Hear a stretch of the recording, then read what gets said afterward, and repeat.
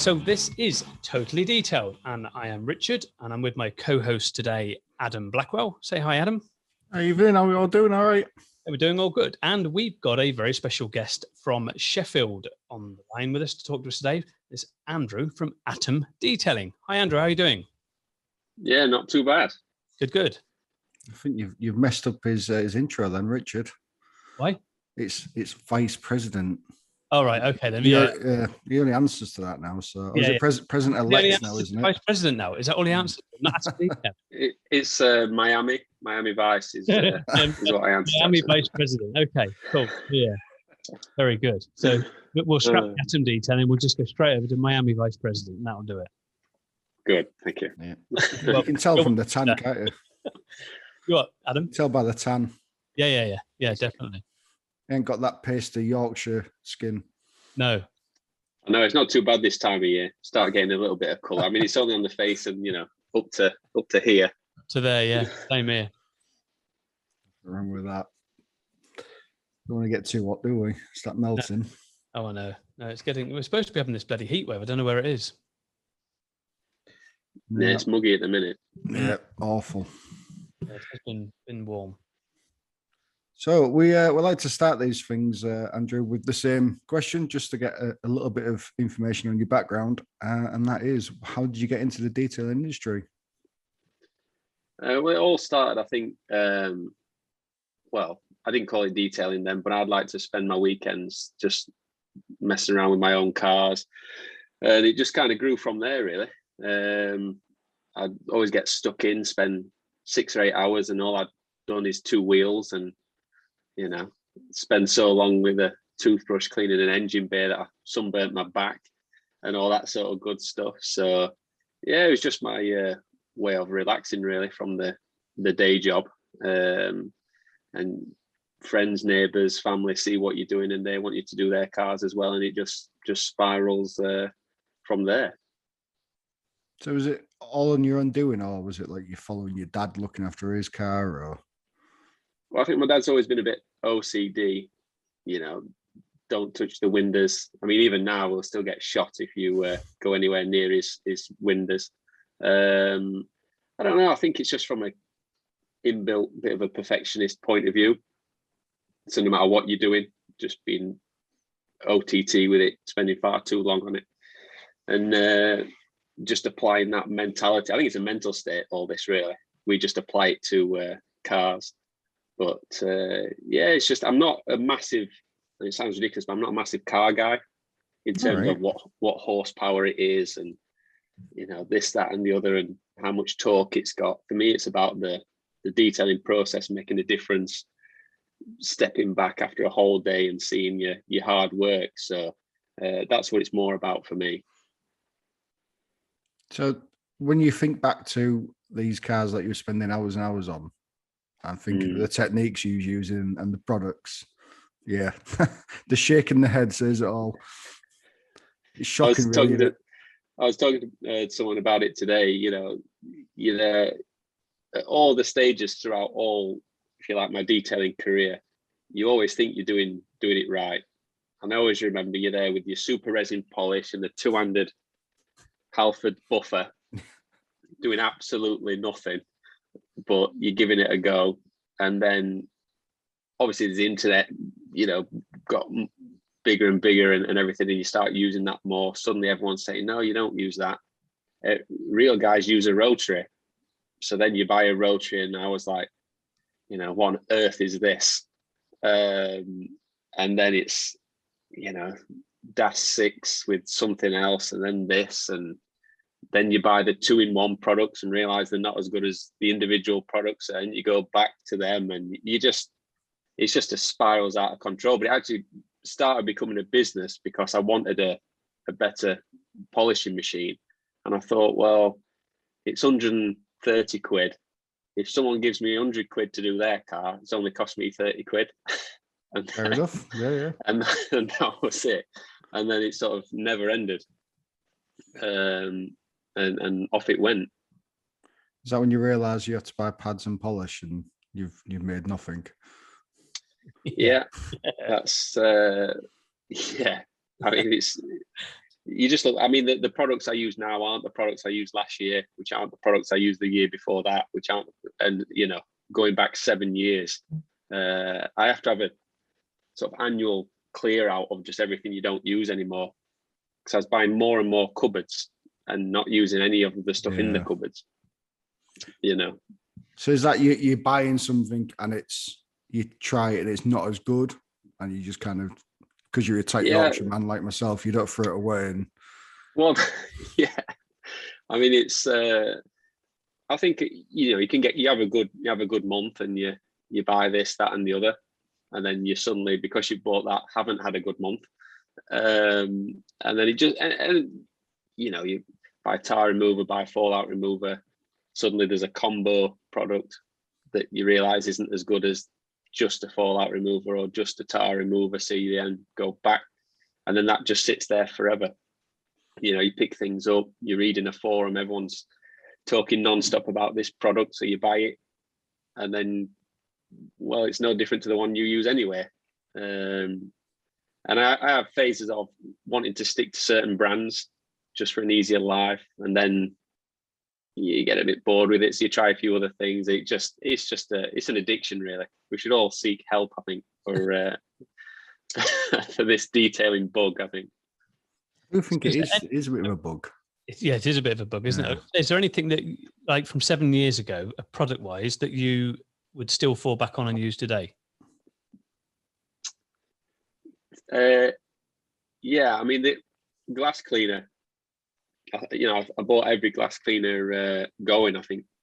I always like one of the few Autoglym products that I used for a long time was their fast glass, or whatever they call it, and that's what I was using. But it's quite expensive if you're using it. You're buying it from Halfords every time, so I was getting through quite a lot. And then I bought some. It's the Maguire's glass cleaner, and one of the reviews for that said, "I used to use Autoglym fast glass, and this is just as good."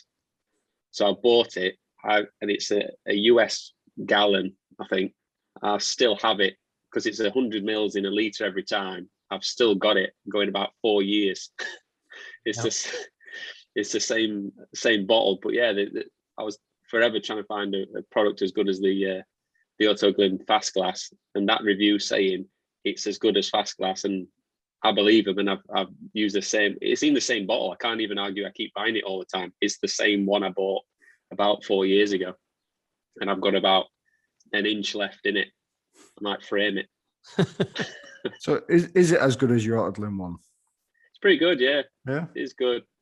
Yeah, yeah. I can't remember its actual name. It's sort of blue color, but yeah, we only need 100 mils every time. It's a US gallon, which is big. I can't remember what that is in mils, but 3.7 is it, something like that? Yeah, so it makes UK gallon, isn't it? I think it's smaller than the UK gallon. Is it 3.7 litres or something? Something silly like that, yeah. 0.75 litres or 7.8 or something silly like that, yeah. Yeah, so someone with fast maths can work something out. But yeah, I don't know. It does, I don't know, 300 litres or something. So you could, even on a commercial level, you're good. But I'm just trying to think of anything else I might still use, to be honest. You still got your leather chamois, haven't you? We all know you use it still. Yeah, that's oh God, them were the days. I think there was the days though. I always remember, now you're hideous sort of thing. It's. Do you remember you could get those ones where it was like you could buy the good chamois that was like nice and neat, and then you could get like the cheaper ones that was the offcuts of making the good chamois just stitched together. So there's so much. I guess it was all the corners and the offcuts. So the whole thing was just like a patchwork quilt, just full of leather and seams. Nice. They're not going to scratch at all. It should be fine. And I bet the packaging said scratchless. Yeah. Oh, well done. I bet Richard were knocking these out. Aye, he still doesn't know. He used to knock out the Simshams. It's a Simsham. Yeah, don't you know what that is? It's for those that didn't want to buy a proper chamois, so it was a synthetic one. Okay, right, yeah, get you now. they didn't obviously rot like the proper chamois did. If you left them and didn't dry out and have to soak them for 30 minutes to get them so you could use them and stuff. But we used to sell a lot of chamois. People used to love them at the car shows, at the classic car shows. It's an older generation thing, isn't it? And they absolutely loved them. And then they were on to we want the Simshams because they were cheaper. So again, it was a cheaper alternative, and it didn't have to take as much maintenance and care as what a proper chamois would. So we used to sell those at some of the classic car shows, like at the NEC over a 3-day period. We'd sell like a few hundred of them. Yeah. They'd sell like crazy. But yeah, we used to sell all sorts of chamois, different sizes. They were good sellers. And sponges, standard sponges, like £1 for a sponge. Yeah, the things we used to do, eh? Oh, yeah. Good grit traps, good for old sponges. They were quite good. Used to tell them if they wanted to drop it on the floor, just use it to clean the wheels in the old days. Years ago. You tell them it's how it was though, wasn't it? I mean, people didn't think, and that's how it all began. That's the days of setting bonnets on fire to prove how good exactly. Yep. Your wax was, and and all that sort of thing. So still never understood this, setting things on fire to prove how good it is. No. Yeah. I think it's because no one ever. I mean, you could do it to a normal one, arguably, with no protection at all, and you'd probably be all right. It's only lighter fuel. That's all it is. It's gone by the time you've set it on fire. It's burnt away anyway. So it's only lighter fuel that they use. That's all they use was lighter fuel all the time. I think it's that Americanized, sort of flamboyant. Yeah, definitely over the top. Yeah. So tell us a little bit about your business, Andrew. So Atom Detailing started in 2013, just as a little side job on the weekends, and like I said, just grew from there. First venture into having my own business was to get a small van, the old school Royal Mail van. I bought the most faded pink one I could find, and I found a picture today of it. I'm almost embarrassed when you look back, but I put a vinyl line the full way down the van, and I did 100% of everything that's possible just to the driver's side, and I left the passenger side just faded pink. So on the driver's side, I polished it and probably waxed it then. I only put tyre dressing on that side. I only refurbed 2 wheels on that side. I did the stone chips only on that side of the bonnet, just the whole trim dressing on that side, because everyone loves it before and after. So I thought, I'm going to drive around in a before and after, and I had that for about a year or so, and then someone said, what if they only see you on the passenger side? Fair point. Yeah. People are next to you because I thought, I'm going to do the driver's side because that's the side I have to get in. So, I want that side to be the good side. And then someone said, what if they're just at the side of you, looking across at this sign writing, thinking, God,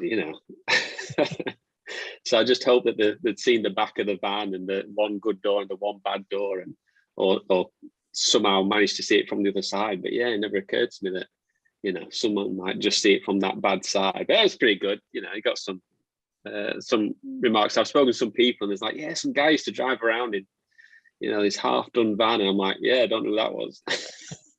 I quite like it though, to be honest. Yeah, we had a Mercedes called Minger to Blinger that we did with Dodo Juice years ago, and it was, again, I posted up pictures before, but we did everything. We bought this car. It was absolutely trashed, and we absolutely machined the hell out of the whole driver's side again, because that was the side I was getting. So the passenger side that the wife was always in, it was a complete Minger. No detriment to her, but she was always like, I'm not getting in it. So we used to do all these videos of me trying to drag her into the car. People used to love them, but we even cut like the rear badge in half, the front badge in half, smashed all the grill on the passenger side, left it all brand new on the driver's side. Everything was restored internally. As we bought the car, any sweet wrappers that were in the vehicle that were on the passenger side were left on the passenger side. Half the ashtray was cleaned internally. We then put a piece of like double-sided tape through the ashtray, left all the cigarettes butts on the passenger side, took them all out of the driver's side, cleaned it and polished that side of the ashtray. We did everything right the way through the middle, even half the gear stick, half the handbrake, right the way through, everything, even half the windscreen, rear screen and front screen. So that side of the screen on front was a job to see out. And it was sufficient so that it would pass an MOT. So it was still passable, but that turned some heads, and I used to drive that round. So, and it was just literally, it had its own website and everything, Minger to Blinger. So it was quite good. It got us a lot of. I taken it to a whole other level. That I mean, I thought what I did was crazy, but that is. Yeah, it was the engine, the whole lot, the underneath. We literally did everything right through the boot, the whole lot. Everything was done literally 50-50, and it certainly got some attention. Was it the right attention though? Yeah, it was definitely the right attention. We got a lot of work from it, so got a lot of work from it, and it was good. So, and then we sold it. I think I paid about 600 quid for it off eBay. After doing all that to it, this guy bought it. I sold it for nearly 1,000 quid, and he shipped it off to Africa because I wanted it for parts to put on cars out there. All right. They just wanted it mainly for the engine and things like the bonnet and the doors and stuff because they were all good, and just shipped it off. I mean, the interior was fine. There was nothing actually wrong with the interior. It was all fabric. It was just absolutely grafted and mucky. So shipped it out to Africa, paid me 1,000 quid for it, and off it went. So I was quite happy. I wonder if it's still out there. It'd be amazing if it is. Yeah, some guy driving around in Africa with a half-done car. So, but yeah, they know how to keep stuff going over there, so it probably is. Yeah, it wouldn't surprise me. They certainly do keep them going. But yeah, we've been there, done that, and it was good fun. Do you specialize in anything, Andrew? Well, we like to dabble at quite a few things. So obviously we do paint protection film now, ceramic coatings, leather repairs, all sorts of stuff. We've got the Bennett Trident who does the in-house PDR stuff as well. So he's a separate business, but he is on hand should anyone need it. So yeah, we dabbled in quite a few areas. I've always tried to I sort of got into ceramics just as they were taking off. Arguably with PPF, the costs involved are just a fortune. So I would have liked to have done that maybe a few years earlier than I did, but you need the plotter and the training, and almost you need the customer base as well who want that kind of thing. So I'm really happy with how the PPF's going. We're a couple of years in now, so we're pretty much rocking and rolling with that. But yeah, I'm trying to we do vinyl wrapping, but yeah, we just trying to find different niches and new things. I think I've got enough now. I think it depends. If the next thing comes out and right, all this that we're doing now is a complete waste of time because everyone wants whatever it is, whatever the next big thing is. I'd probably get in on it, but yeah, we're pretty steady where we are now. Paint protection film is probably the biggest thing that we do, followed by ceramics with the odd, leather repair. But I know some people who have, gone on these courses and dabbled in a few things, and some of them have to be your life, like with the dent repairs. I mean, the stuff that Ben can do, and I think do you have Martin on? Yeah. It's got to.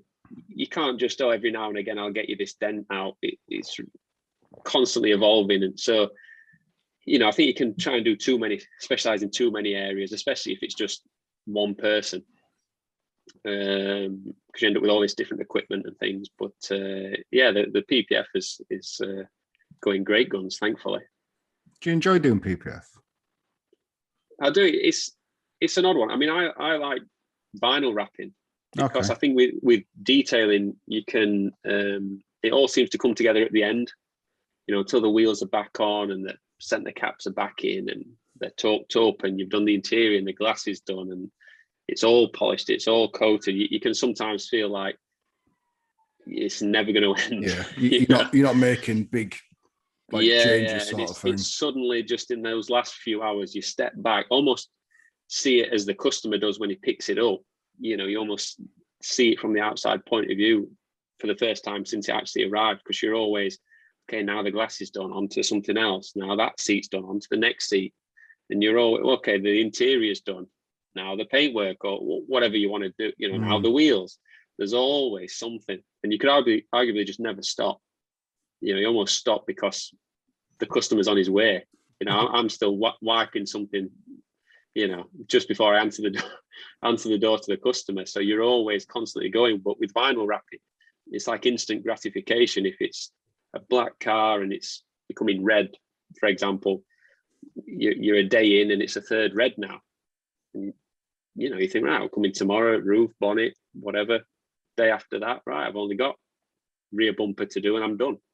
So it's an instant, you get that instant, like, it's like little wins, constant little wins. And the PPF's similar to that, but it's such an intense thing to do. Everything about it's expensive, the training, the film, a lot of waste. I've hit cut and the film was about 3 mil out and it just ran off and did a wild 3 meters and just ruined it. So when you're talking a good £75 a meter, it's gone just like that. So I do like it. I think you can't, I don't think you can PPF like you're a detailer, because it's really weird. I mean, one of the techniques for getting the dust off is obviously you polish it all, you clean it all, you spray the solution on, and then you squeegee the paint, to get the bits of dust off. So that, it's soul destroying. It's literally like, with there is a detail say, whatever you do, don't use a water blade. And then there I am spraying it down, squeegeeing it off, but it's what you have to do. So yes, it's a difficult thing to PPF with the detailers sort of head on. And I think in a lot of other countries, it is pretty much just chucked on. See a lot of guys in Asia and America or whatever else. I don't know what they're charging for it, but it seems almost as you have PPF for what it does for you. It protects your car. If you can barely see it, great, but we're just going to chuck it on. It's chucked on bulk, cut by hand, cut round the edges. There you go. See you later. That's it. Peel it off a few years later and you're done. But I guess for some reason, and somewhat rightly so, in the UK, it seems to be, not only do I want PPF, but I want it to be outrageously perfect. But you are putting a clear film on a car, potentially not a brand new car. You've got to have the conditions as clean as you can. I've taken a whole bonnet off for one speck of dust, and you got all your labour, the time, and it's a tough one. You try and have all these steps to do it, but yeah, it's a difficult one to go into, being a detailer really. If I've seen vinyl wrappers go into PPF, they do, and like I say, I'm sort of stereotyping it, but they chuck it on more. If you wanted it PPF, it's PPF. It's like, yeah, but could that have been neater? Could that edge have been closer? Is it even? Has it got anything in it? How good is the coverage, kind of thing? So it's I do enjoy it, and it's something different. It's just quite a stressful thing to do, but we've been doing it about 2 years. We spent a year of just doing cars, practicing, doing my own cars, and you just kind of get it. You just suddenly just I get this now. Yeah, it really does just click, and you're like, oh yeah, I get this now, and you just do stuff on autopilot. I guess it's like anything. I mean, we're training a guy up at the minute to machine polish, and what we would do just naturally. We've seen people obviously almost scared of the machine and seeing it like it's a wild animal that they're trying to hold on to, and we're there like, what are you talking about? Just crack on, just do it. And it's yeah, but am I holding it right? What does this hand do? What does that hand do? So it's interesting to train other people up, because some things that you just crack on and do, when you're trying to show someone else, you can't be like, well, I just do it. Like, well, yeah, but I've never done it before. So you've got to, try and almost look at yourself and see how you actually, what you actually, not just crack on and do it, but how are you actually doing it? Yeah. Down into phases almost. Yeah. Yeah. You're saying it literally just how you hold it, never mind, just seating the pads. And it's really just stuff that we just crack on. Yeah. Grab a pad, polish, look at the paint, think, yeah, this pad and polish will do it. Away you go. and that's it. That's how you do it. But I always think it's a little bit like golf. There's so much you've got to be thinking about. Are my feet right? Are my hands right? How am I standing? My swing? Da da da da da. But if you overthink it, it doesn't go well for you. No. So you've got to be doing 15 things fluidly without particularly thinking about what you're doing. And it's easy to overwhelm someone, really.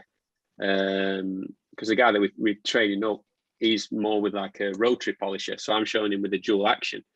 And he's almost getting frustrated at himself. He's like, look, it's just another machine. I'm like, yeah, but it's new. It's going to take time. If I'm 7-8 years in, well, we're like 6 hours in to you. So it's going to obviously take time to pick it up and do it well. Just going back to your PPF, because the thought of actually doing PPS doesn't interest me, but having someone to do it for me, sort of thing, would be brilliant. What sort of just estimating? What sort of setup cost did you go through to get where you are now? As a rough thing, you're probably looking at a good 10 grand. You're talking. This depends what film you go with. Don't quote me on this, but I believe like if you go in the Expel route, I think their training is a couple of grand for the week. You're talking a £7,000-8,000 machine to cut it. If you're buying the biggest, newest one, you can pick up some used ones. Maybe they're a couple of years old, 3,000-4,000, but they typically hold the money quite well. Again, it depends on the brand, but most people go for a Graphtec, the biggest one you can get, whatever it's up to now, the 9,000 or something. And yeah, you're talking with VAT and everything, you're up at 7,000-8,000 for that. You're talking blowing through. I mean, I bought a roll of film. A roll of film's £1,000-1,200. You're talking probably fully wasting that first roll on playing around. You're then probably going to do it on the cheap for existing customers and people and that sort of thing. We did a lot of just cover the cost of the film and we'll do it. If it's looks good and it's on well, great. If it's only average, well, you've only paid me for the film and no time and whatever. So we did a lot of that, a lot of waste. But we spent about a year ordering in the kits. So a lot of the companies, you can ring them up and say, right, I've got whatever it is, a 20 M5 coming in. Can I have the front end? But I didn't realize the pressure you're under using that, because it's your only kit. We ordered in one for a Porsche, and it's for whatever reason, it was obviously for a Porsche, the one that they'd sent me, but there's so many variants. Has it got parking sensors, washer jets, and I think this one, I don't know if they facelifted the car. Obviously they do facelift every now and again, so you've got to make sure that you have got one for the exact model of the car that you've got. And I'd be there 4 or 5 o'clock on a Friday thinking, right, I'll crack on with this PPF, get the bonnet on. Wasn't right. The companies don't work Saturday, Sunday. Customers maybe coming Monday. What'd you do? Can't do anything. What if it slips through your fingers? There's nothing you can do. So having the machine, obviously it's a big investment, but we somewhat joke, well, it's only money now. Before it was the money, our time, messing the customer around. Now it's just you've dropped it, hit cut, and just run another one off. But yeah, it's a big outlay, and I remember people saying, you're 3 years making your money back, which is true, arguably. First couple of years is just getting to grips with it. So we've now, if you like, turned that corner and like, we know what we're doing now. Waste's down, making mistakes down, having to redo anything's down, and we can actually just do it, which is, but it's one of those things you can almost do with 3 people to actually get it on, and then you could just do it yourself. But obviously you've got to think about, well, how does that work? Do you know what I mean? You can't hire someone just to turn up for 20 minutes to hold the other end. Yeah. But Yeah, I do like it. Hopefully, it continues. I mean, at the back of my mind is thinking, with environmental factors, this, that, and the other. Sticking huge bits of plastic over a car is not massive. Not massively in keeping with where everything's going. However, the fact that it reduces the need to repaint a car and the paints and the solvents and the this, that, and the other, maybe it is better. If you think about it, I know they say about electric cars and the, but digging the lithium up is ruining the world. I don't know, but yeah, it's same with vinyl wrapping. It does. I don't want to say I've gone a bit eco, but I have a little bit. To be fair, it is in the back of my mind that imagine it gets banned. That's what I was going to, it's a big investment, isn't it? If something, the next big thing comes along, and all of a sudden PPF is out the window, and you're in your sort of 4th year of just about breaking even, and all of a sudden it's like it's gone, and you've had all that money outlaid. It's like with the machine polisher. It's something it's always going to be there. It's the same with like leather repairs. It's always going to be there, even if it's a fake material. It's always going to be there to repair. Whereas there's all these new things coming out for paintwork all the time, and it's just a bit worrying. Whereas a machine polish or a hand polishing, it's always there doing something. Whereas it is a bit of a risk, definitely. Yeah, it is I think in terms of detail, it's probably the biggest. I've always joked it sort of, and this is before we did it. So I was always saying, PPF seems to sort of separate the men from the boys, if you like, with the detailing industry, just because, if you like, who's got 10 grand to just chuck on a whim, but it's a good product, does last a long time, and like I said, overall does putting one piece of film on a front bumper so that let's say over the next 10 years that doesn't get repainted 4 times. Maybe it is, but does anyone really look that deeply into the big overall picture, or do people just see it as we're trying to reduce plastic? I mean, I know it's not plastic, but we're trying to reduce that kind of thing, and here we are for cosmetic reasons covering cars in it. So it does make me think. But I say it is going from strength to strength, and we seem to be doing it on more, if you like, normal cars. It used to just be the Ferraris and the Lamborghinis, but we have people even with a Mazda 2 or whatever, just interested in having some film applied, because I don't know if it's if you guys would agree, but I think my customers, no matter what they do for a living or their finances or what car it is, they're the same sort of people. Yep. You know what I mean? It's a personality type. It's not whether it's a brand new Porsche, 10-year-old Porsche, a Mondeo or whatever, they're all the same people. And I think we're all the same people. We just happen to be offering the service, but we're still the same. That one stone chip and you want to die. Yeah. We're all that same type of people, no matter what car you've got, which I think is why they all get on when they meet up at these car meets and things. Yeah, they all realize they're the same. We're all the same people. So I joke we're a self-help group as much as we're car detailers, actually. Yeah. They all come down like, oh God, we're all saddos, and I'm like, well, look around, we're welcome to the club. Yeah. And I think that's why, with the detailing industry and other detailers, we can sort of, we could be rivals, but we all appreciate the madness that we all go through and the issues we all face. And it is through like PVD and IDA that we know, I know a lot more people now, and you're not just in that unit by yourself going mad. You can actually reach out to other people and, has anyone ever done this? Yeah, all the time. And I feel I've got to the point now where I can, the new guys are coming up and I can be like, yeah, pull up a chair, let me tell you about Range Rovers or whatever. I know you like to do a Range Rover, Adam. Now and again, yeah. Or 20 in a week. Like bloody Hatfields at man at the moment. Yeah, it looks like you haven't done a car smaller than a Range Rover for about 2 months. Range Rovers and crossovers, that's all we're doing. But it suits me, they're easy enough to do.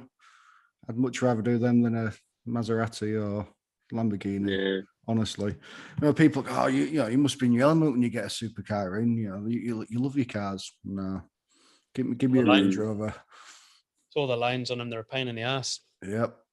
It's all right if you're hand waxing, but not when you're machine polishing. Nah. Nightmare. And then you can't do your paint gauge depths and stuff if you're on carbon fiber, and it's a big worry. And then you get into, like we were one day with Ferrari Enzos, and the guy's walking out the door and he's like, "Please make sure you shut it properly, both hands on it equally, because if you don't, it'll shatter. I'll see you later." And he shuts the door and then shouts, "They're only 25,000. Bye." And I'm sat there, shit, how do I shut this boot? This bonnet, the engine compartment on this the Enzo, just panicking. And I'm like, "Carolyn, please get that side, get this side. We've got to do this equally." And we're just carefully pushing it down. You got the thought of 25 grand in your head if you just get it wrong and it shatters it. And I think it was a 12-week wait list as well. You do a fair few different cars, don't you, Andrew? It seems to be like a good mix across the range. Well, we've always tried to. It's a tough thing, I think, to get right. Really, you don't want to just mention nothing other than the supercars, because then anyone with a, and I mean, I'm just going to put it out there. Every customer I have has a better car than me, right? So, it's even the bog standard things that come in, they're all newer than mine. So, so it's you don't want to. I do have a few people say, "Oh, I've only got a Golf. Do you do Golfs?" And I'm like, "We'll do whatever. Bring whatever you want." You arguably get more satisfaction doing a 10-year-old black Golf, if you like, than a brand new M5 or a Porsche or something like that. You get those bigger differences. And I remember we had one customer, and he's got a Peugeot 306. He's like 22 years old or something. I think he's had it from new. And he wanted. You experience it, a lot of people say, right, I want polished as good as you can get it, and I want it ceramic, and I want 4 wheels refurb, my calipers doing 2 leather repairs. Can you do something about these chips? I could do with a rear bumper. And I'm just there thinking, has no idea how much he's spent already. So I'm just adding it up and going, I'm like, right, okay, do you have a budget? And he said, I've got another car and I want the same sort of thing on that. And I'm thinking, he's going to need a chair when I tell him how much this is going to cost. And I said, do you know do you have a budget per car? And he went, I don't know, about £1.5 a car. And I was like, well, yeah, probably. I said, with your wheel refurb, it might be like 1,600 or 1,800. Yeah, that's fine. And I was like, all right. And I always remember, just a Peugeot 306, and a Jeep Cherokee, just a normal one. That were it. But it's his 2 cars. He's had them forever, loves them, and wanted them, really sprucing up. So I think the sentimental value is crazy. We did a Renault Clio Sport that one of my customers, his wife had purchased, and she sadly died, and he couldn't bring himself to sell it, and was just watching it sort of deteriorate on the drive. So, just had it all spruced up, and it's arguably the best one that's out there. I don't know if he's still got it actually, but it was the lowest mileage version out there. I think it was 15 years old and had not even 15,000 miles on it. And the only one he could find with less mileage is the one that's in the museum that has 1 mile in, because I think they just drove it round the corner. And you think, how much is that worth? If you're willing to buy one of these anyway, how much extra are you going to chuck in for it to be, such a sort of best one out there? I think the dealers were trying to get 7 or 8 grand for one with 70 odd thousand miles. I mean, this one's got like 13,000 miles. So, but yeah, we do all sorts of, and it keeps it interesting. I mean, it seems to come in waves, I guess, just as things turn up at dealers. Suddenly, my phone rings every time, and I'm like, Tesla? Yeah, how did you know? You're the 8th person this week, and just we did 6 Teslas back to back. Wow. And then Audi e-trons and Taycan, and so I guess obviously they get delivered in waves, and it drip feeds out and that sort of stuff. But yeah, we do all sorts.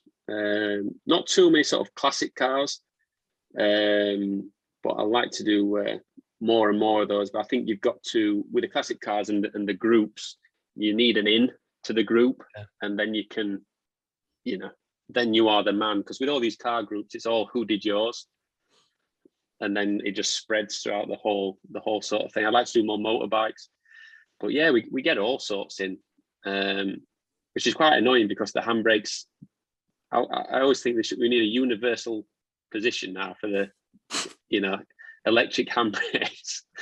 I sat in a Lexus for about 20 minutes saying, "Where's the handbrake in this? Have I gone?" And it was like a foot brake, which I couldn't see it because I was quite tall. I couldn't see it.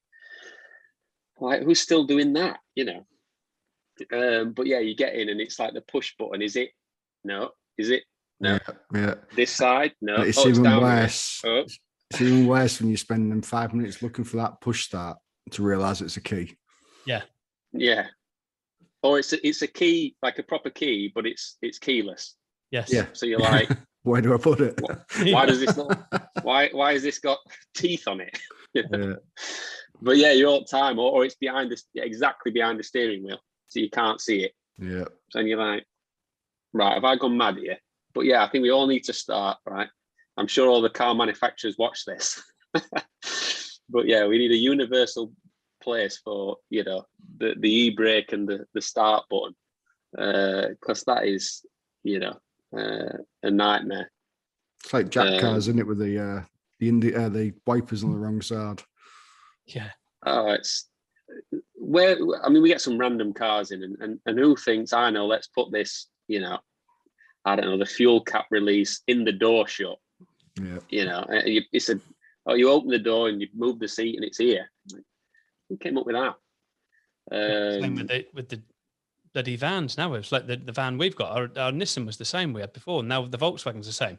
You got to have the passenger door open all the time while you're filling up with fuel, because it has like a little on the sort of. It comes down and it's got this little knob on it that the door keeps in position, so people can't drive your fuel cap open and nick your fuel. I'm with you. Yeah. So it's a pain in the ass. You've got to have your driver's door open to open up the fuel flap to fill up your bloody fuel. So in wintertime, your passengers there are either getting soaking wet or bloody freezing cold while the door's open.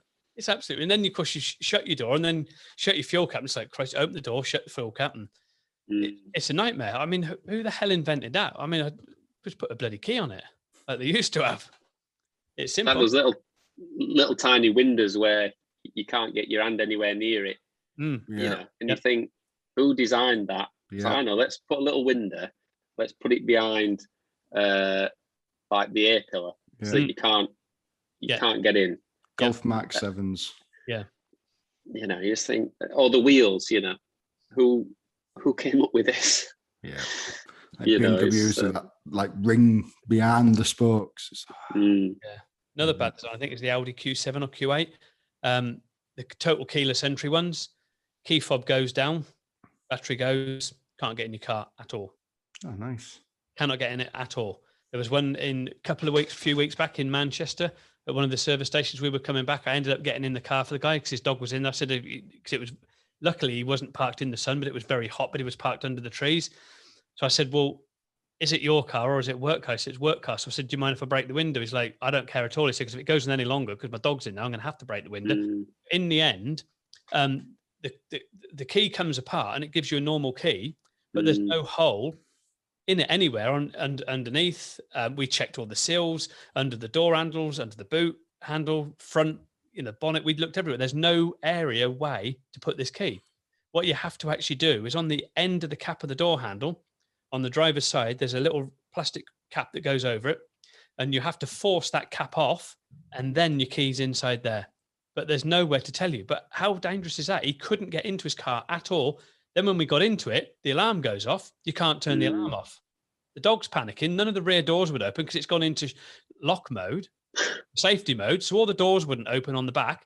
He's having to try to get the dog out of his cage. He's having to try to lean over the front seat, into the back seat, into the boot to get the dog out the cage, and then drag the dog through the front. The dog was so excited when he got out, it was unreal. But I mean, again, poor manufacturer's fault. Crazy.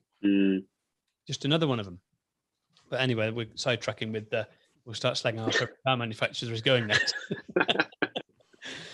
So where have we got up to? PPF.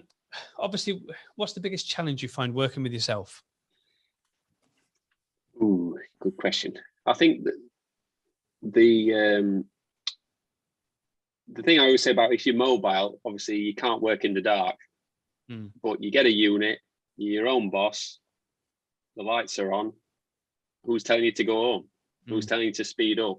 Who's telling you, right, you've got an hour, you've got to really rely on yourself. And, you can lose track of time and you think, well, I'll just, another hour. And you literally can borderline work yourself to death, and I think that's one of the biggest things in that sort of realm. I think another big thing that I did, I know everybody self-employed does, is to undervalue what they offer. It's almost like the guys who invent everything make none of the money from it, because I've got a lot of friends who are artists and what they knock up some amazing stuff, and give me 20 quid for it. Like, it took you 3 weeks. I just nothing. It's not, you got more than that in the frame, and because they don't appreciate what they do. So I think that for a long time, as I tried to get into ceramics and everything, and the labor and costs and the tools you've got to buy and the insurances and all that sort of thing, it adds up. But I was almost embarrassed to say, I'm really sorry, but it's going to be 500 quid, and oh God, I didn't, it's almost like a negative kind of spin you're putting on it from the start. So I think it's important to value what you do, and I think that's something you've got to learn. And it through this and the other, it was almost my first employee who sort of said, look, we do a good job here, he's worked here and he's worked a few places like that. You got to stick by your pricing here, stick by what you do. You got to believe in yourself here. So we do a good job. I'm like, yeah. And it's like, you can't be the best and the cheapest. I'm like, that's a good point. I'm gonna nick that. And I still say that to this day. We can't try and be the best and use the best products and also be the cheapest.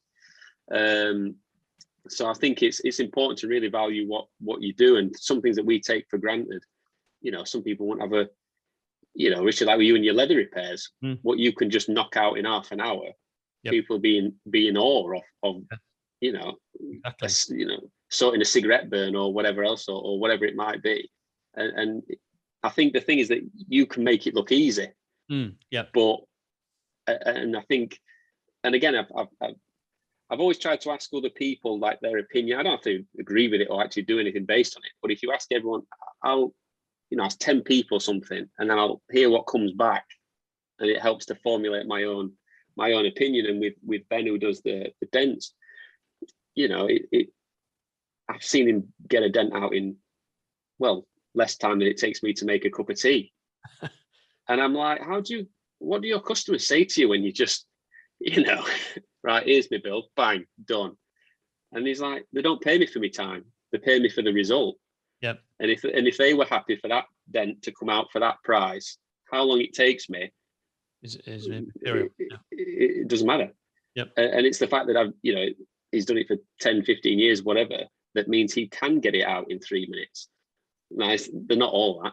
Trust me, it goes for 3 days, never mind. But and I think and things like that stick with me, they don't pay you for your time. I think, yeah, that's a good idea. But I've got other people saying, never put your price up because you'll lose all your customers. And I'm like, yeah, but cost of equipment's going up. My bills are going up.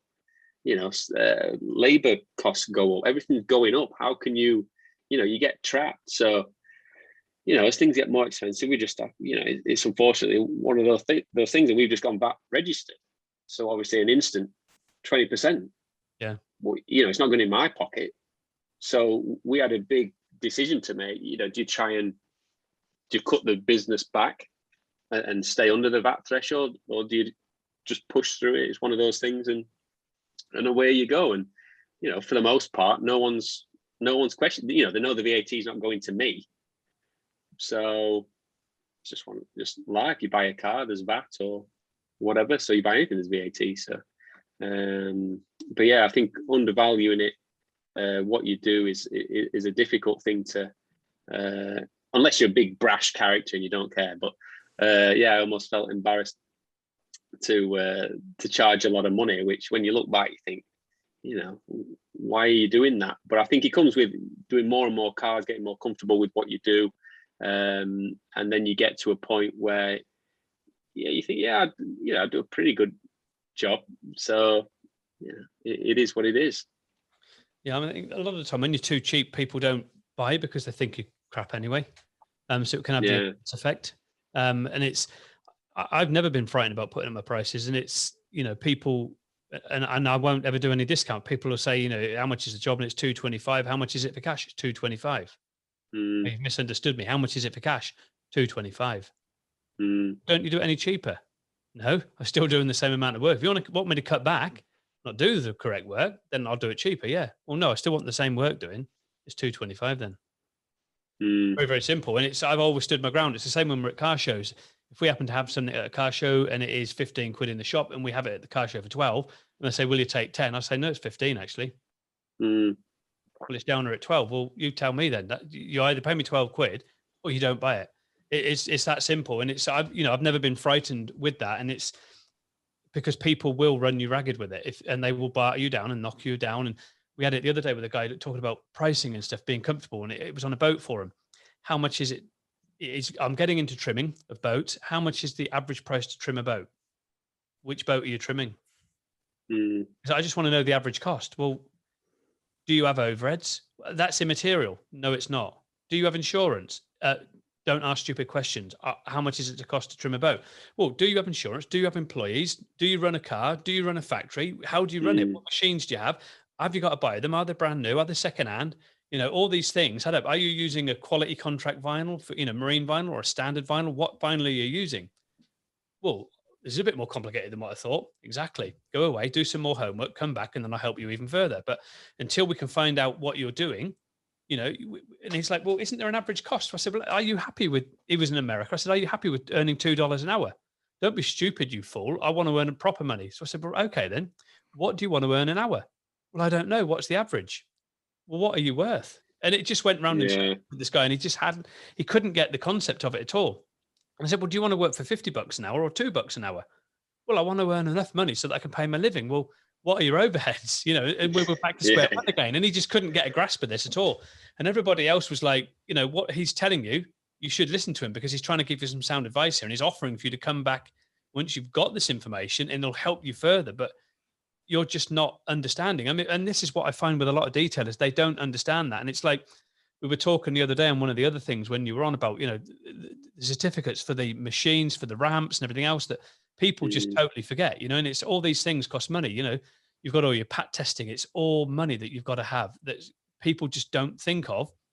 You've only got to have a machine polish a brake and hey, presto, there goes another 300 quid or whatever. And they don't calculate for these things.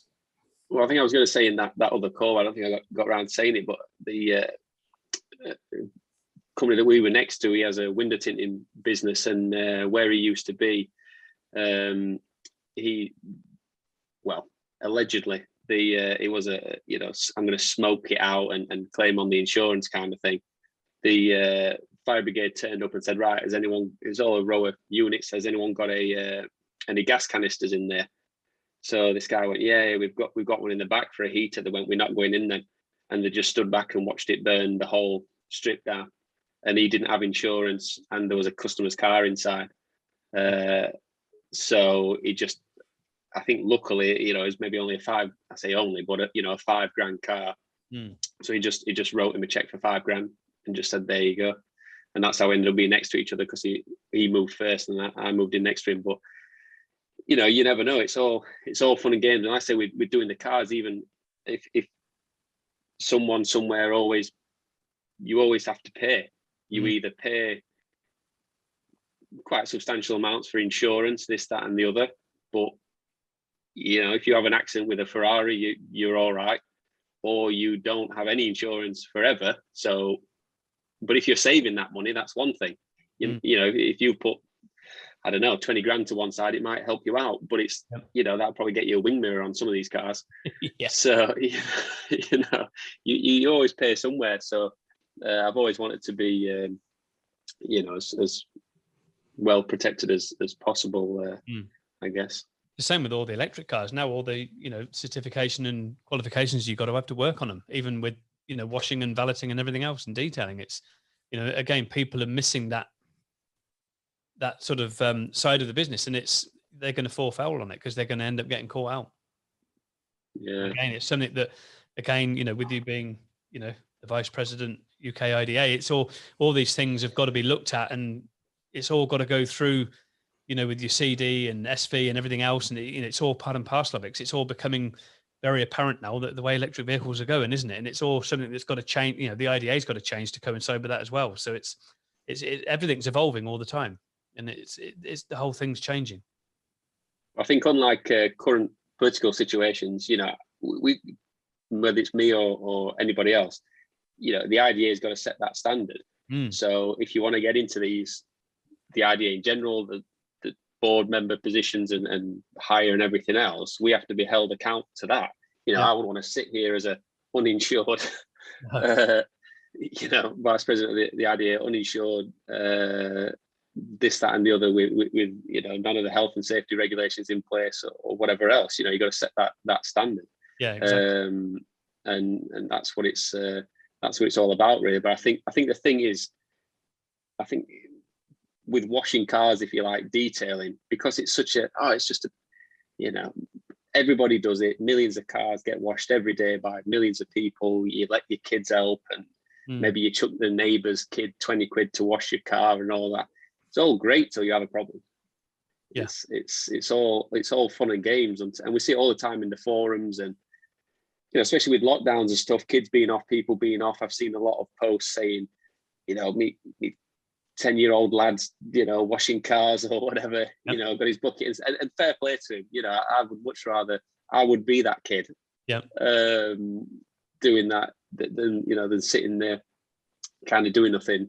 So it's kind of like, that's great and everything. You don't want to be that guy, you don't want to be that guy where it's like, if he puts a huge scratch down the side of this car, who's paying for that? That's going to wipe out all the £4 a car that he's charging. But it's a tough one, because like I say, you don't want to be that guy. You want to encourage all this, and he could be the next Alan Sugar or whatever, and outdo us all. But yeah, it is a scary concept to do. But I think it's just washing car. What's the worst that can happen? You could go your whole life never having a problem. But then for the odd person it does go wrong, so but what are you going to do? It's a tough one, really. I think but cars are getting more and more electrical, more and more expensive. I think the days of if you damage your door now, just think of everything that you're taking with it. It's not a piece of metal, it's the everything that's in it.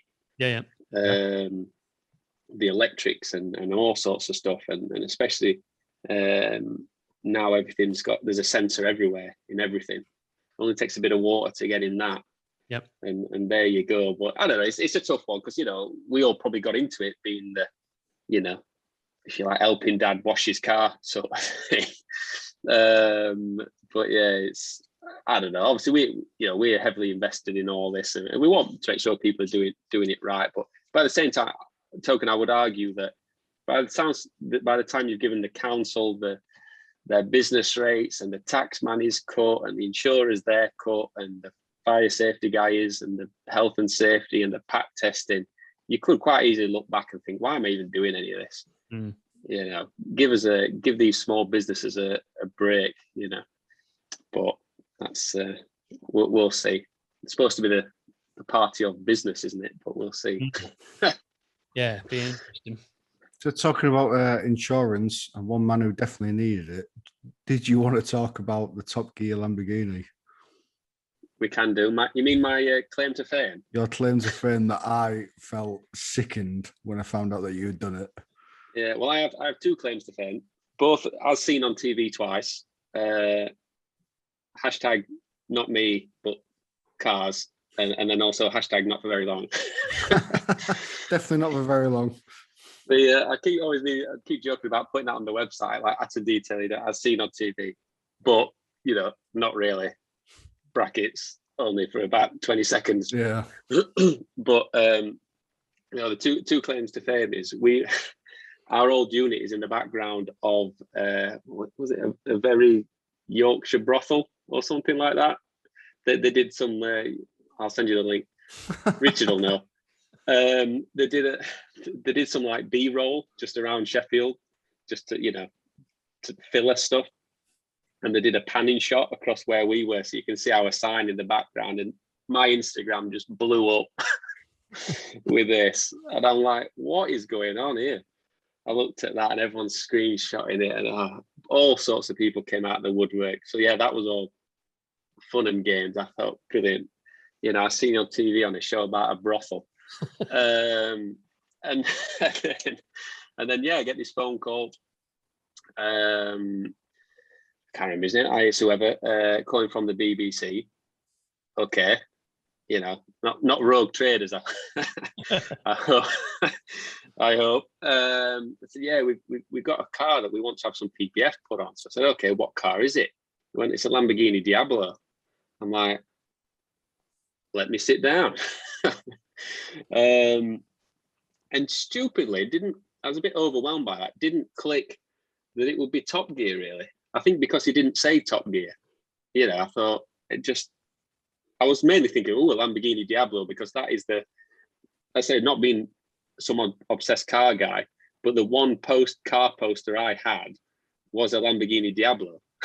Yep. So I thought, I remember it was purple and everything. So I thought, nice. And then everything else, I sort of wasn't paying too much attention to what he was saying, but I spoke to him a few times. And he went, and by then, obviously I told people, I went, well, it's obviously going to be Top Gear.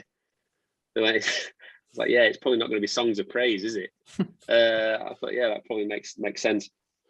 And then they said, yeah, it's Top Gear. So they said we worried about it getting stone chipped, because apparently the owner had taken it on a track day once and basically come back not with chipped bumpers but with missing bumpers, just because it's fiberglass, and it just once it goes and that flapping about, it just rips itself to pieces. So they're worried about it stone chipping, the arches and maybe the front bumper.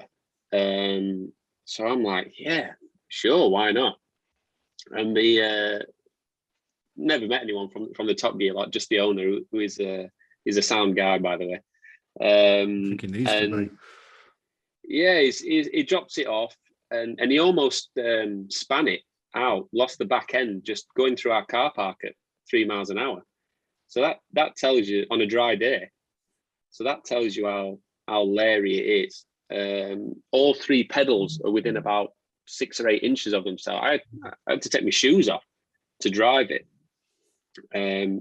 Turned up and yeah, we put the PPF on and all got, I would personally put a lot more PPF on, but just doing a bare minimum.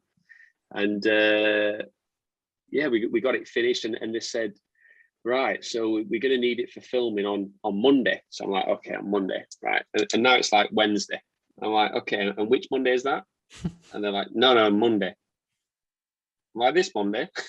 They're like, yeah. Right, okay. There's sort of 3 days worth of work here. If I had nothing else on, I thought, you're not going to say no to Top Gear, are you? I'd drop it off. So we stayed all weekend and got it done. I don't think I'm giving away too many trade secrets, but they have an engineer come and assess the car before filming and then after to highlight anything that's happened during filming. So he was looking at literally, this nut's a bit loose or something, such minuscule things, and I'll just keep a little note on this stone chip here. And all everything like, and he was sound as well.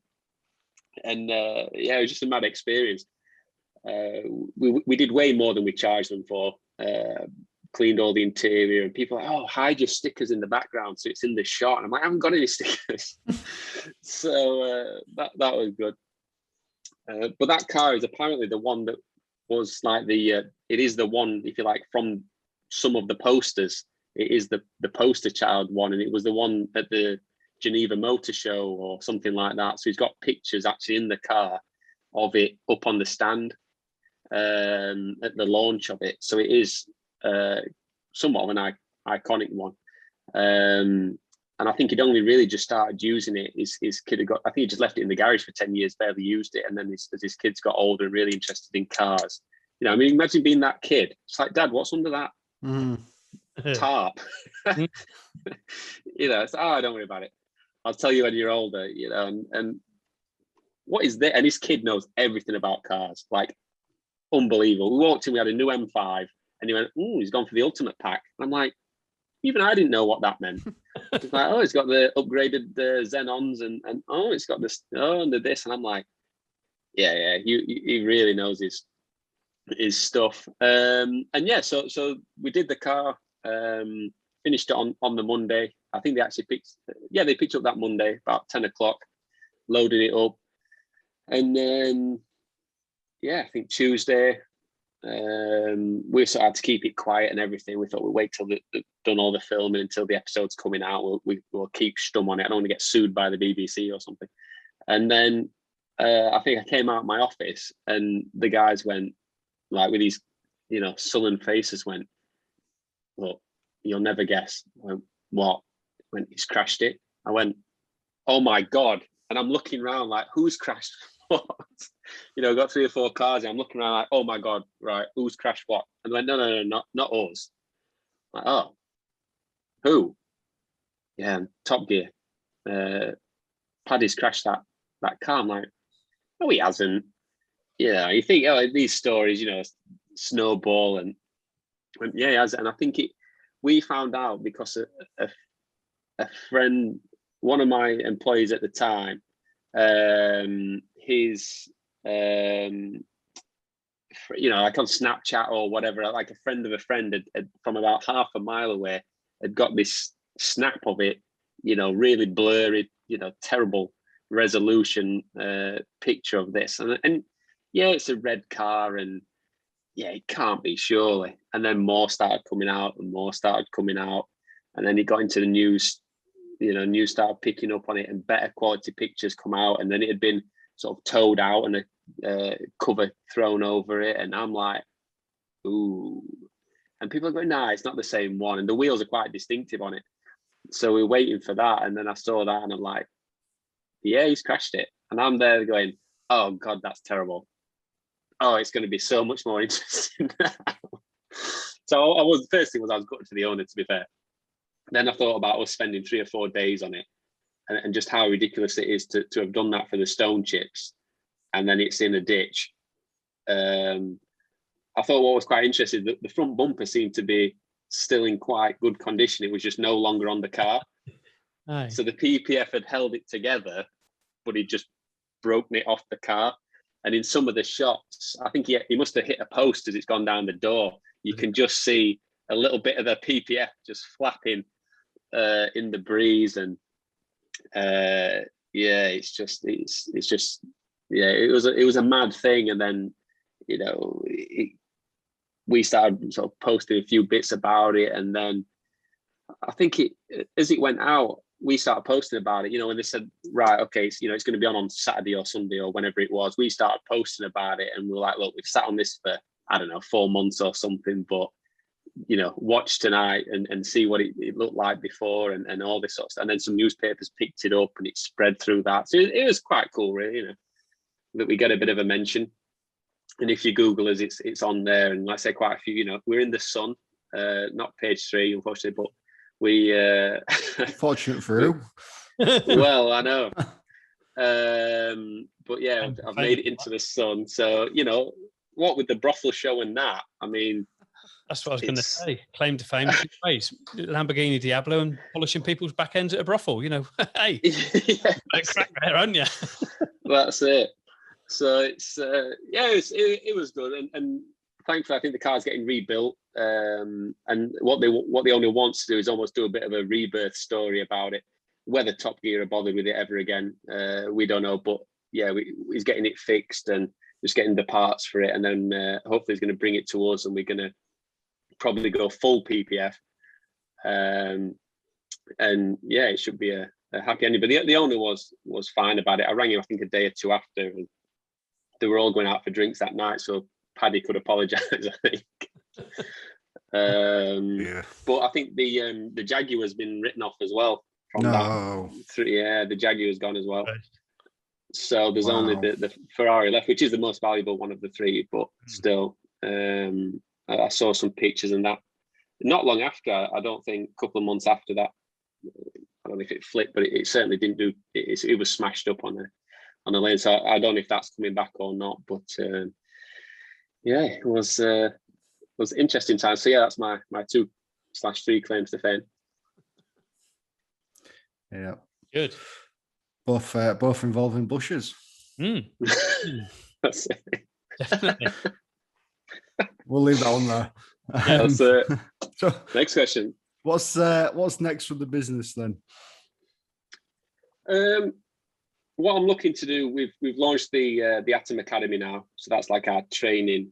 All right, cool. Side of the business. So we get asked for it all the time anyway. We've started doing it. So we're looking to. Ideally, I'd love to spend half the month doing training.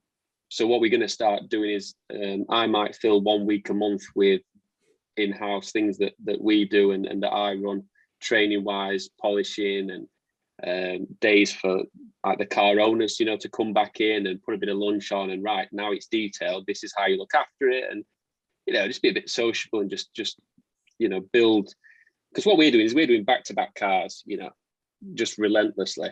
We're so busy with it. We're so booked up that we're struggling to take the pictures, do the videos, and we're doing some incredible cars, and like I say, getting better and better at the PPF and everything like that.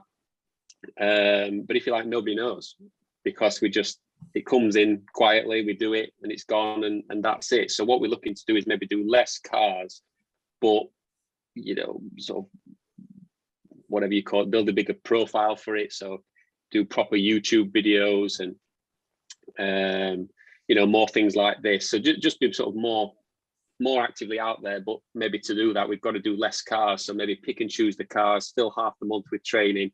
We're also going to offer our space out to anyone who wants to come in and do, their own courses, almost just rent the space out, really. If it's something car care related, maybe it's something we do or we don't do, but someone could come in, and if someone wants to do a 1-day photography course, how to do great pictures of cars or something, do it, come down, general business sort of ones. And like I say, I'm 7 or 8 years in, I've done it mobile, on my drive, mobile in a nice van, small unit, 2 small units, bigger unit, and this, that, and the other. So I'm not going to claim it's some, who am I to tell anyone what to do? But I can sort of tell my story, things I've learned, issues you have, and what you deal, how you deal with it. And, if somebody goes away learning something, then there you go.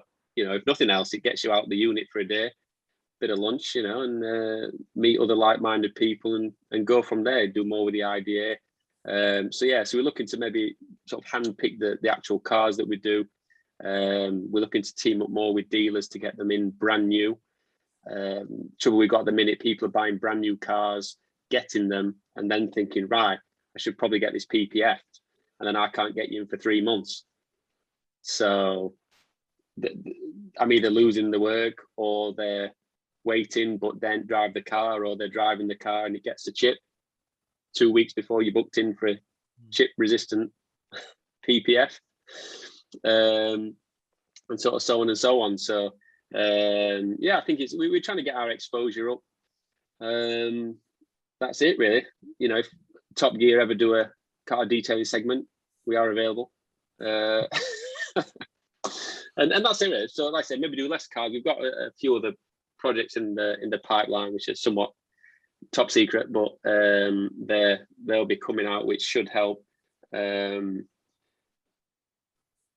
sort of detailing businesses, find staff and that sort of stuff. So we got a few things on the back burners.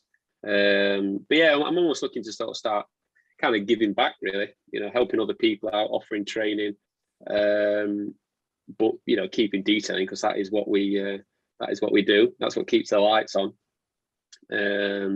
Potentially our days of, I've spilt milk, or I've got 10 litres of white emulsion in my boot, potentially might be coming to an end. You never know. If the PPF dries up or the ceramic coatings dry up, we'll we'll be back out there. But you know, I've done my time with a lot of that, so it would be nice to be in a position where we can handpick the jobs. But you know, you got to do whatever keeps the lights on. Absolutely. As one thing you just like touched on real quickly was about like your branding and stuff. Yeah. I don't even have to know it's you on Instagram. I'll scroll down and I can tell when it's an Atom. Just, I don't know, something about your photos when you do them outside. Perfect. Yeah. It's just every time I say I don't even have to see your name. I just know it's one of yours. Oh, that's cool. Well, we had one of the guys who used to work for me, Ben. He does incredible car photography, pictures. So yeah, it's he did a lot of that. You know, he can be the maniac that buys the $3,000 camera, and I'm like, oh, do you want to bring it to work? Definitely. One of the other guys used to work with me. He had a drone, like a 4K drone, and I'm like, you want to bring it in? So I've been quite fortunate. I'll be honest. But we're trying to just go a bit more in depth, because we, you know, it's always interesting to hear people's opinions. And one of the other guys who used to work with me, the first guy, Mihai, he showed one of his friends where he was working, which was with us, and they went, yeah, but they're putting on all these polished pictures. What did it look like before? They went, it looks like you're selling these cars.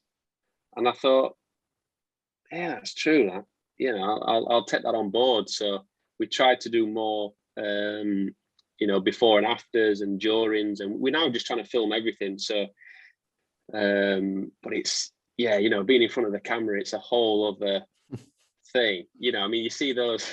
I mean, so I guess some just crack on and just do it. And Alan's, you know, a genius for just, you know, just rolling with it. And it is so, I don't know, he just does it so naturally. I mean, I'll do 72 takes just to be like, you know, welcome to Atom Detailing, and just see what's on this week. Yeah. You think, what's wrong with that? How hard is it to get that out? And yeah, some of them IDA videos, I'm there like, you'll some eagle-eyed people will have noticed in that last one, I'm there saying it's 8:30 at night. It was like 9 o'clock by the time I'd put it on, because I did that many. Retakes. I did that many takes without actually looking at the time. That it just went on. I might put a light on here, but it might wipe me out. Let's see. Oh, quite funny you say about there you go. Doing like retakes and stuff. I had the lad was sat in the unit one day, and I said, all we've got to do is go in, do this video. And it was for Craig when Craig was coming to see us, and it was literally 30 seconds. Yeah, if you want to know anything about detailing, ask us a question, leave them in the comments. I've just said it. Boom, done. Well, my lad lent some words that day. I can tell you that for definite. Oh, there must have been 100 takes. Oh, I'm the same. And what was I trying to do? And the phone was ringing, and you know, it's just, I don't know how actors do it. You know, slightest thing happening off to one side, and I'm like, you know, I'm forget it. I'm starting again, and you just think, right, just say who you are. That you know that. Say your business name. You've had it for 7 or 8 years now. You know what it is. Say your web address. Say what you're up to, and just, you know, say whatever it is you've got to say, and stop. And you think, oh, I could do that again, or you know, or you do that perfect take and you realize you didn't press record that time. Yeah. Or I was doing a wheel slow-mo, and I was like, oh, that's gonna be sweet, and I'm like, I didn't press it. And it was the last wheel, you know, because I did the other 3 and thought, you know what, I'm going to video this one. And I'm like, I'm going to dirty wheel now. Yeah. Right, forget it. You know, my phone is and was always full of all the befores and no afters, because the customer turns up, oh, you know, you're excited here, you go, right, cheers, see you later. Or you think, I don't know if I can do much with this scratch, so I won't bother taking it. You know, it's pretty deep, that comes out perfect. Yeah, you know? Yeah.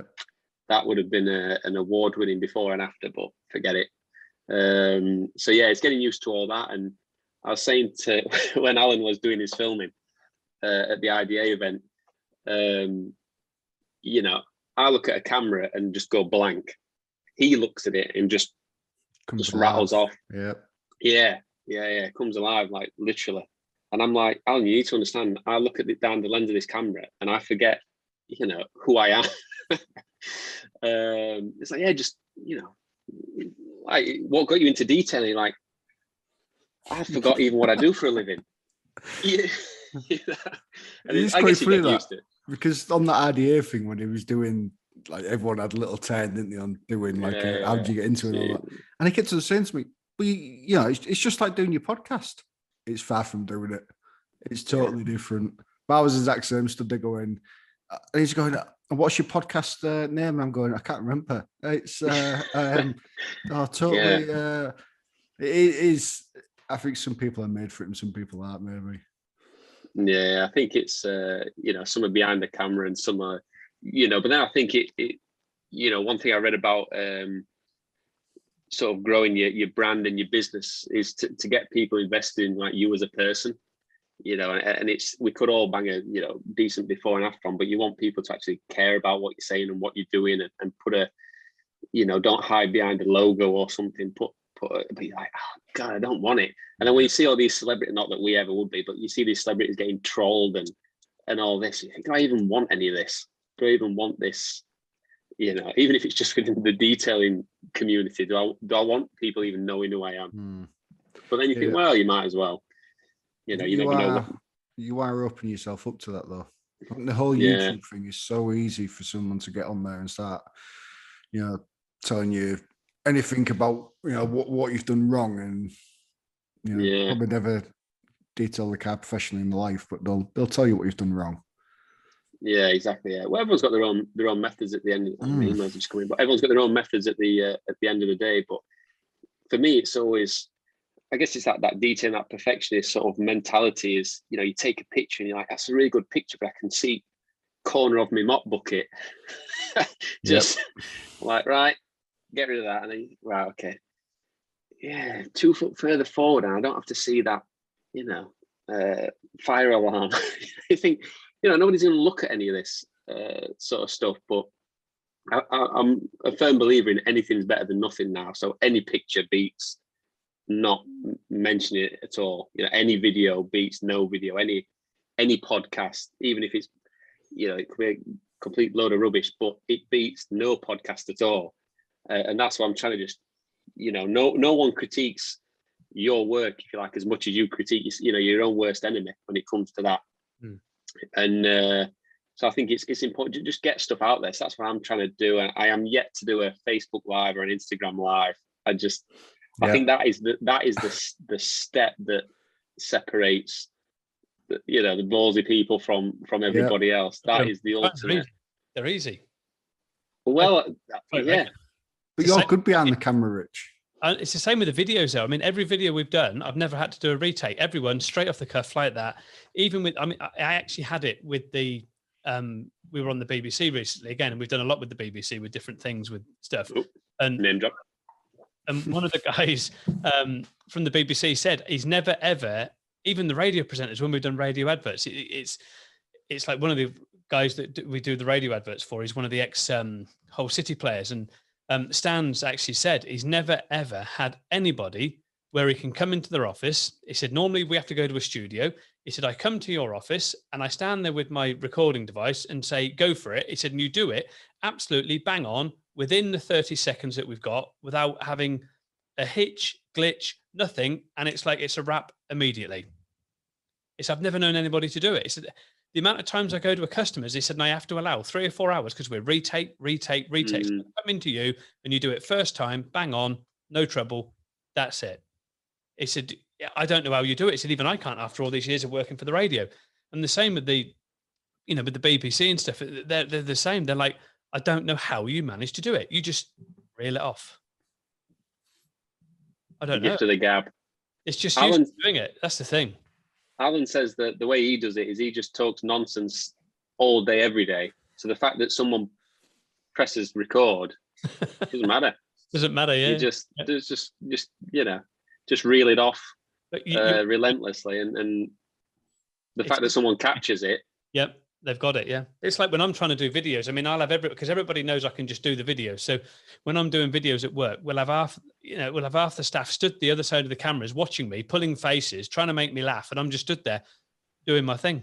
And I'm just totally focused on what I'm looking at, which is the bottle of product I've got in my hand or describing what I'm doing. And I'm just not even paying attention to anybody that's around me. And I'll even stand there and look at them all, but they're all doing the most stupidest things. And I just carry on talking while I'm looking at them. And they're like, how do you ever not laugh? You just carry on. You're like a robot. You get into that zone though. That's the thing. You get focused into that zone and you just go with it.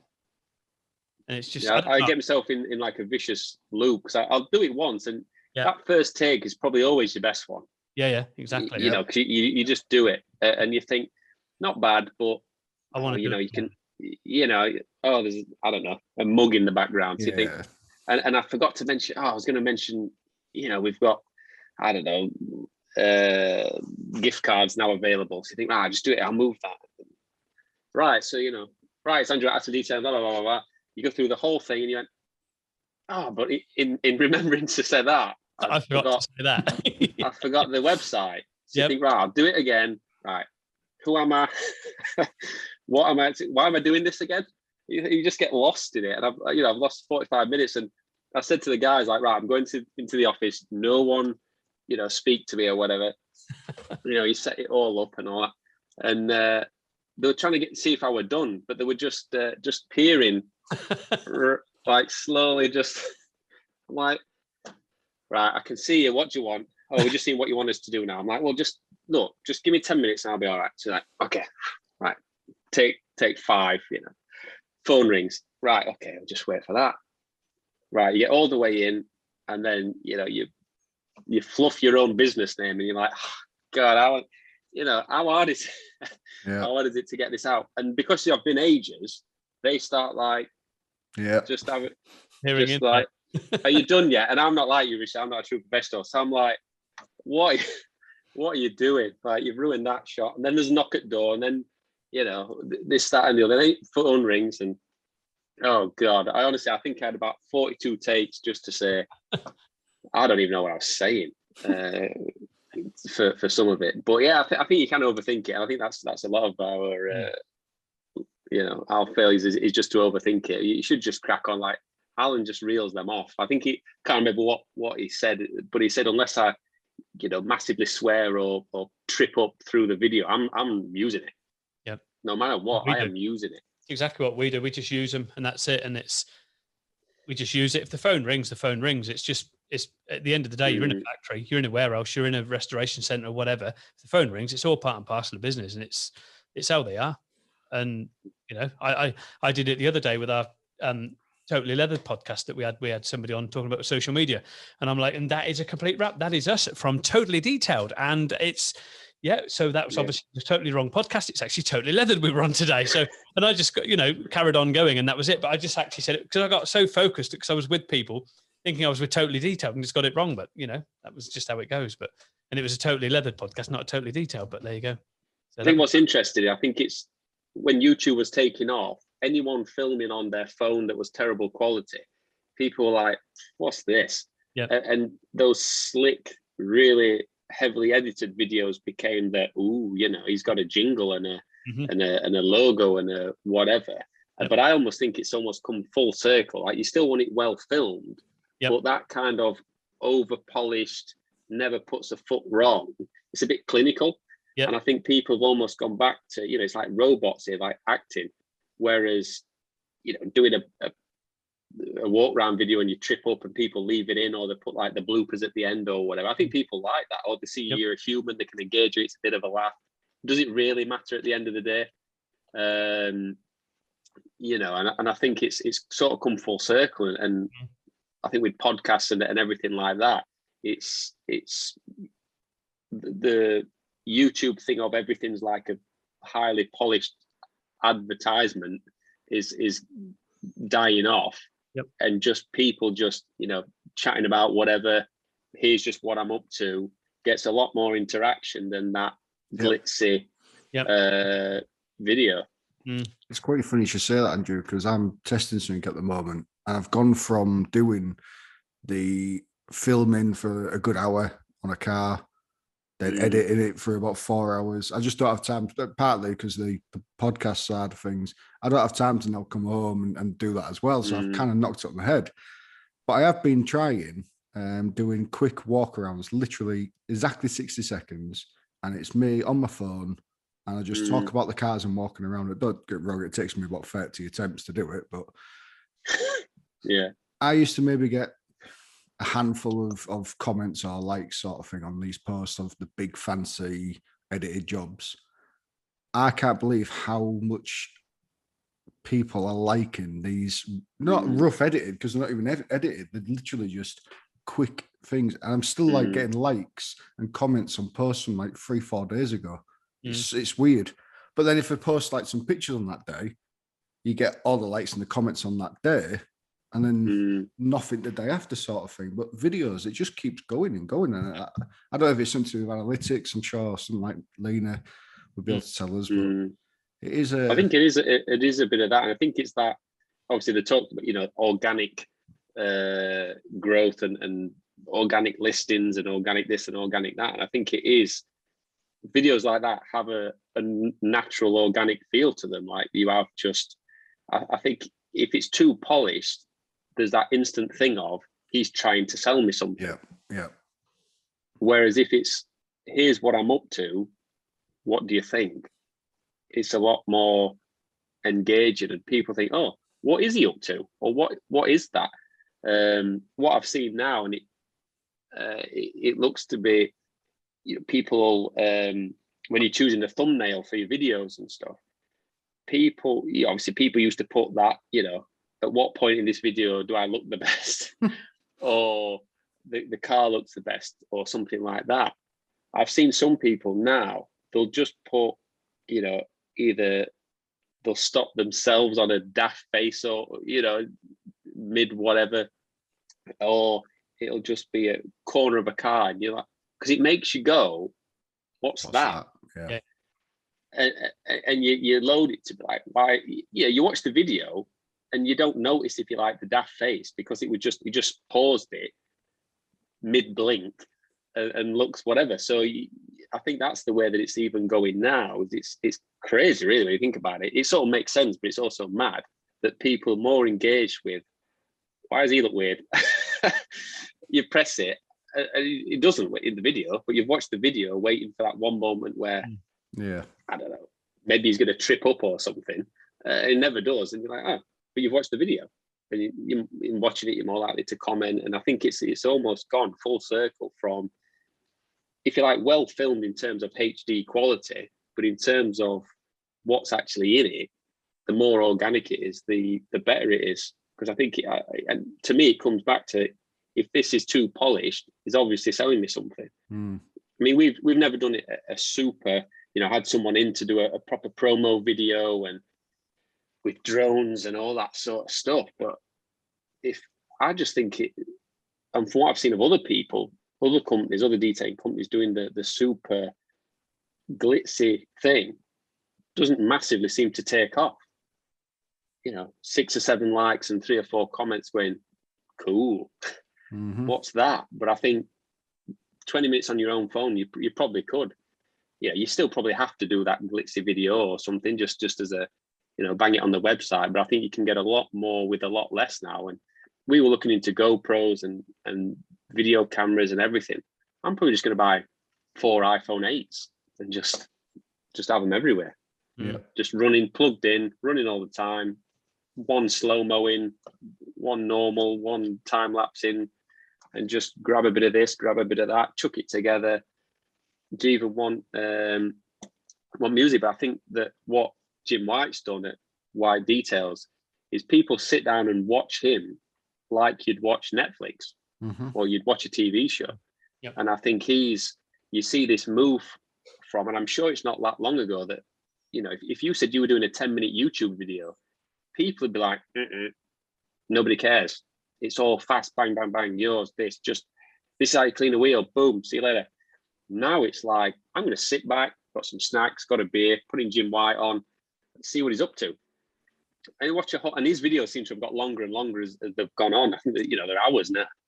And people are quite happy to sit back and do it. And I think it all links to this, whatever it is about, I know Ben with his kids, they will sit there for hours watching people play Minecraft. And that's just, how's that become a thing? why would instead of sitting there for 2 hours playing Minecraft, you sit there watching other people playing Minecraft? I know exactly. Or you could listen. And it's amazing what you find yourself in the depths of watching YouTube at 2 a.m. But you can listen to music. Yeah, you can listen to music, or you can listen to someone reviewing the song instead of listening to the song, and you just think it's an interesting world that we live in. But I definitely think people are more open, especially maybe with the lockdown and thing that's helped it, but people are more likely to, you've got to watch something. And I think obviously Netflix has killed off live watching of stuff. You watch stuff when you want, whenever you want, for as long as you want, pause it at any time, come back to it. And I think that has given rise to, I said, people like Jim White making an hour-long video. I mean, imagine 10 years ago saying, watch this guy for an hour do a car. I think people think you were mad. Or even podcasting, people think you were mad. Yep. Don't listen to people talking, talk to someone. Yeah, exactly. Yep. But hey, I think it's what you got to do now. So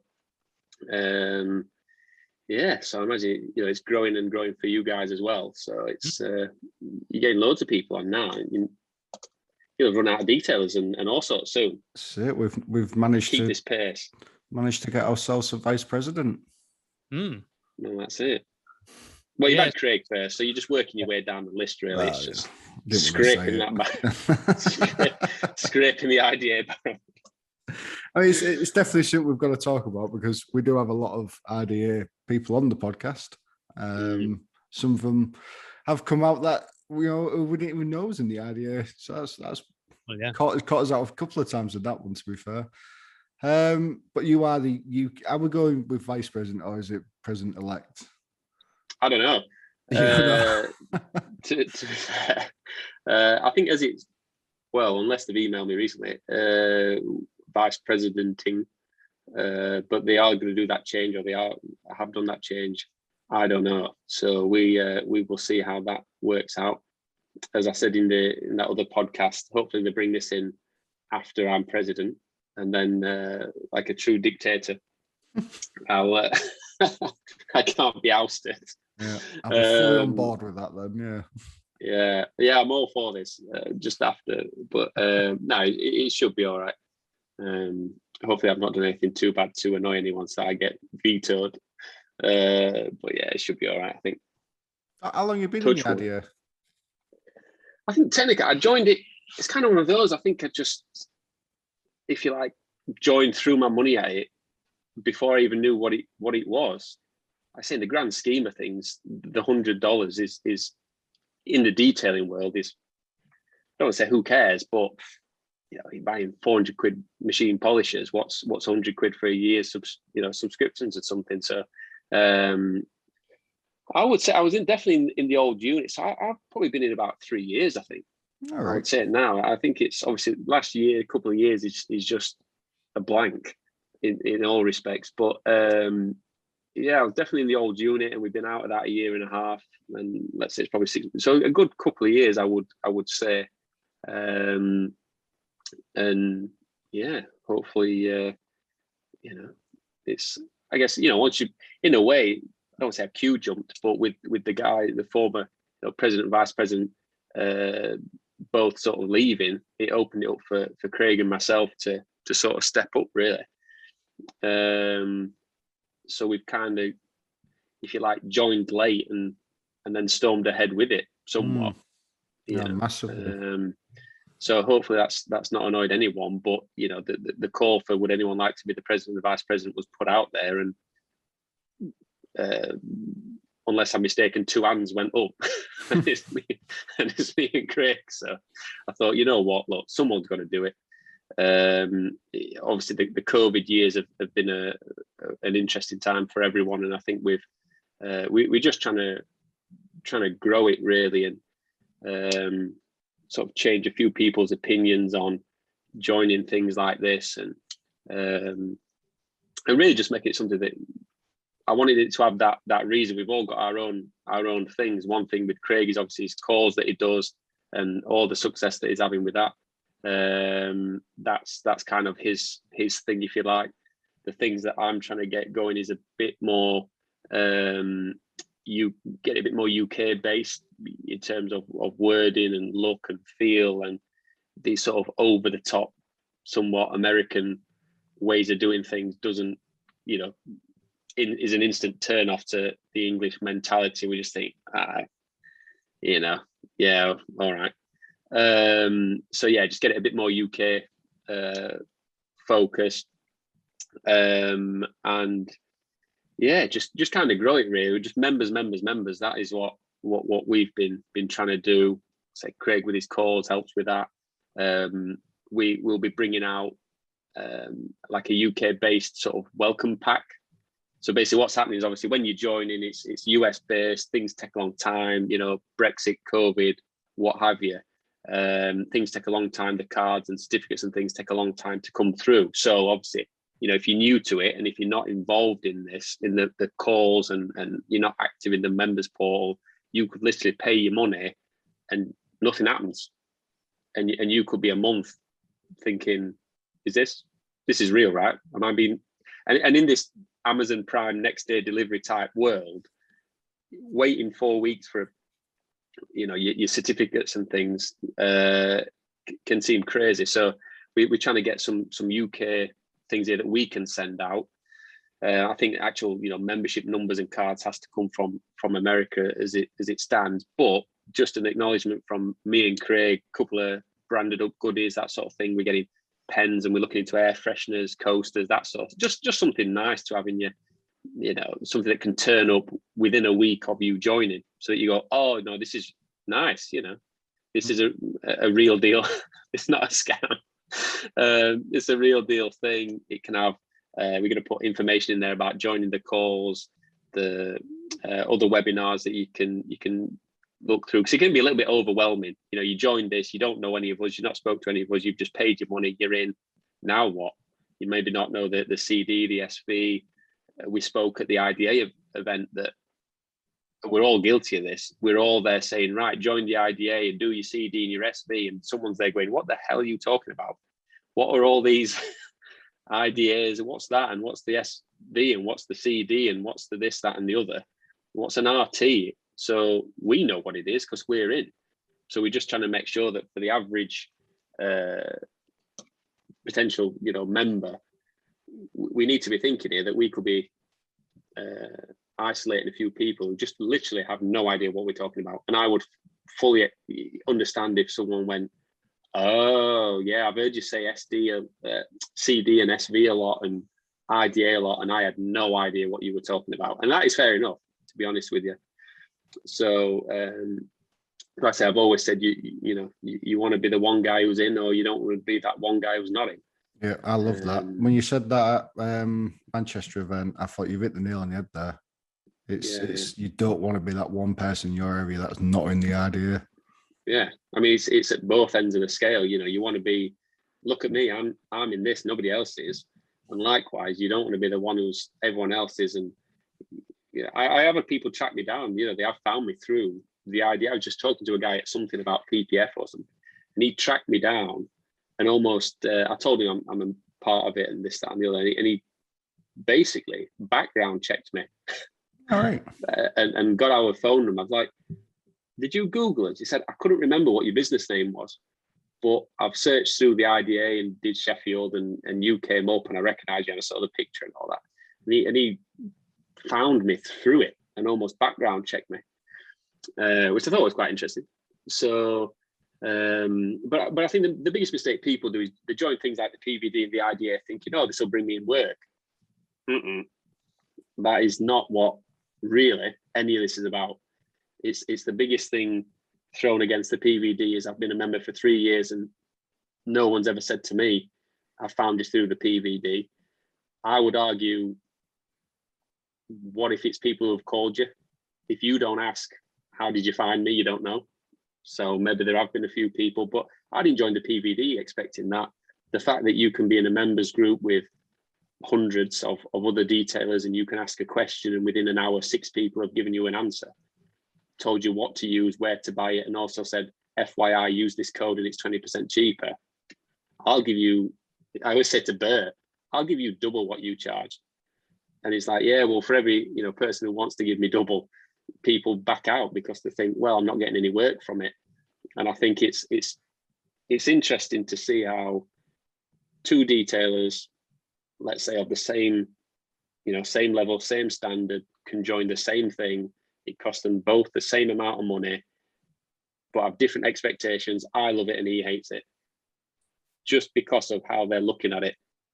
So I thought that's quite interesting. But same with the IDA and everything. It's just showing what you talk about. The exams and the physical assessments is it's what it's about, and it seems to rub some people the wrong way. I've been doing this 10 years. Who do you think you are asking me to prove it? Prove it. I think there's, and I can understand someone being a bit nervous about it or a bit reluctant, and from that point of view. But I don't understand the I'm too good to sit your exam mentality, really. I don't until somebody tells me a good reason why it is a thing. I don't think I'll ever understand it. But we're not trying to catch anyone out here. It's just the biggest thing about detailing as an industry is it's unregulated, and everyone is just you quit your day job, as most of us did. We quit the day job, we buy the van. Now we are Sheffield's best detailers, or wherever, and that's just how it is. Okay, so they'll people quite happily say, oh, it's unregulated, and there's so many people. As soon as the sun comes out, everyone's a detailer. I'm always joking, who's not a detailer, right? Half my customers are detailers. And then on the same person will say, oh, well, hang on a minute, well, I didn't mean me. If you want people to be assessed and approved, yeah, but I don't mean me, obviously. And I think it's funny, they said about, I was listening to the radio and they're talking about sort of stop and search and police powers and all that. And I think a policeman says that everyone loves the police until you're being the one being policed. And I think that is exactly what it is with that. It's like everyone, yeah, we want the police. Of course we want the police. Police knock on your door and say, right, stop what you're doing. What are you telling me for? So I think it's the same sort of thing with that. But no, it is good. And I said in the other podcast, nice just to see humans. Yeah. That's and roll on July the 19th, and hopefully things relax and we can start having car meets and car shows and other IDA events, and add IDA, even if we're in the back corner of other people's events, just to kind of grow it as a thing, really. I think get the members, we all start talking about it. So if we leave your pens and other sort of promotional type things that you could maybe leave for the customer, or an air freshener that you leave in the car, we're playing around with what it's going to say. But if it says something along the lines of, I'm in the IDA or whatever, it gets the customer to be like, what is that? And if to get it to that point where people see it as a corgi thing or gas safe or whatever it is, and get it to the point where it is a recognized, I think you never know what will happen. There might be some actual detailing courses in college at some point, which would be a start, but it's all going to start somewhere. Insurers now somewhat have heard of detailing. I mean, when I was looking for a unit, what is it you do? I'm a car detailer. What's that? When I have to stop saying it's sort of like balloting, but not really, then we'll know we've turned a corner in terms of moving the whole thing forward. Or, I always think, oh, someone said, oh, what do you do for a living? And I pause to think, what can I get away with saying? Just so you don't do that. It's like, oh, I'm a car detailer. Oh, what's that? It's sort of like balloting, but not really. Right. So it is balloting. Well, sort of. Once we can stop doing that, I think we'll know we've reached I'm an electrician. Well, well, is that like this? But nobody says that. I'm a mechanic. Oh, okay, cool. Yeah, nice. I'm a detailer. A what? So I think we'll know we've done something when that we don't have to say that anymore. What do you say then, Andrew? When someone says, what do you do for a living?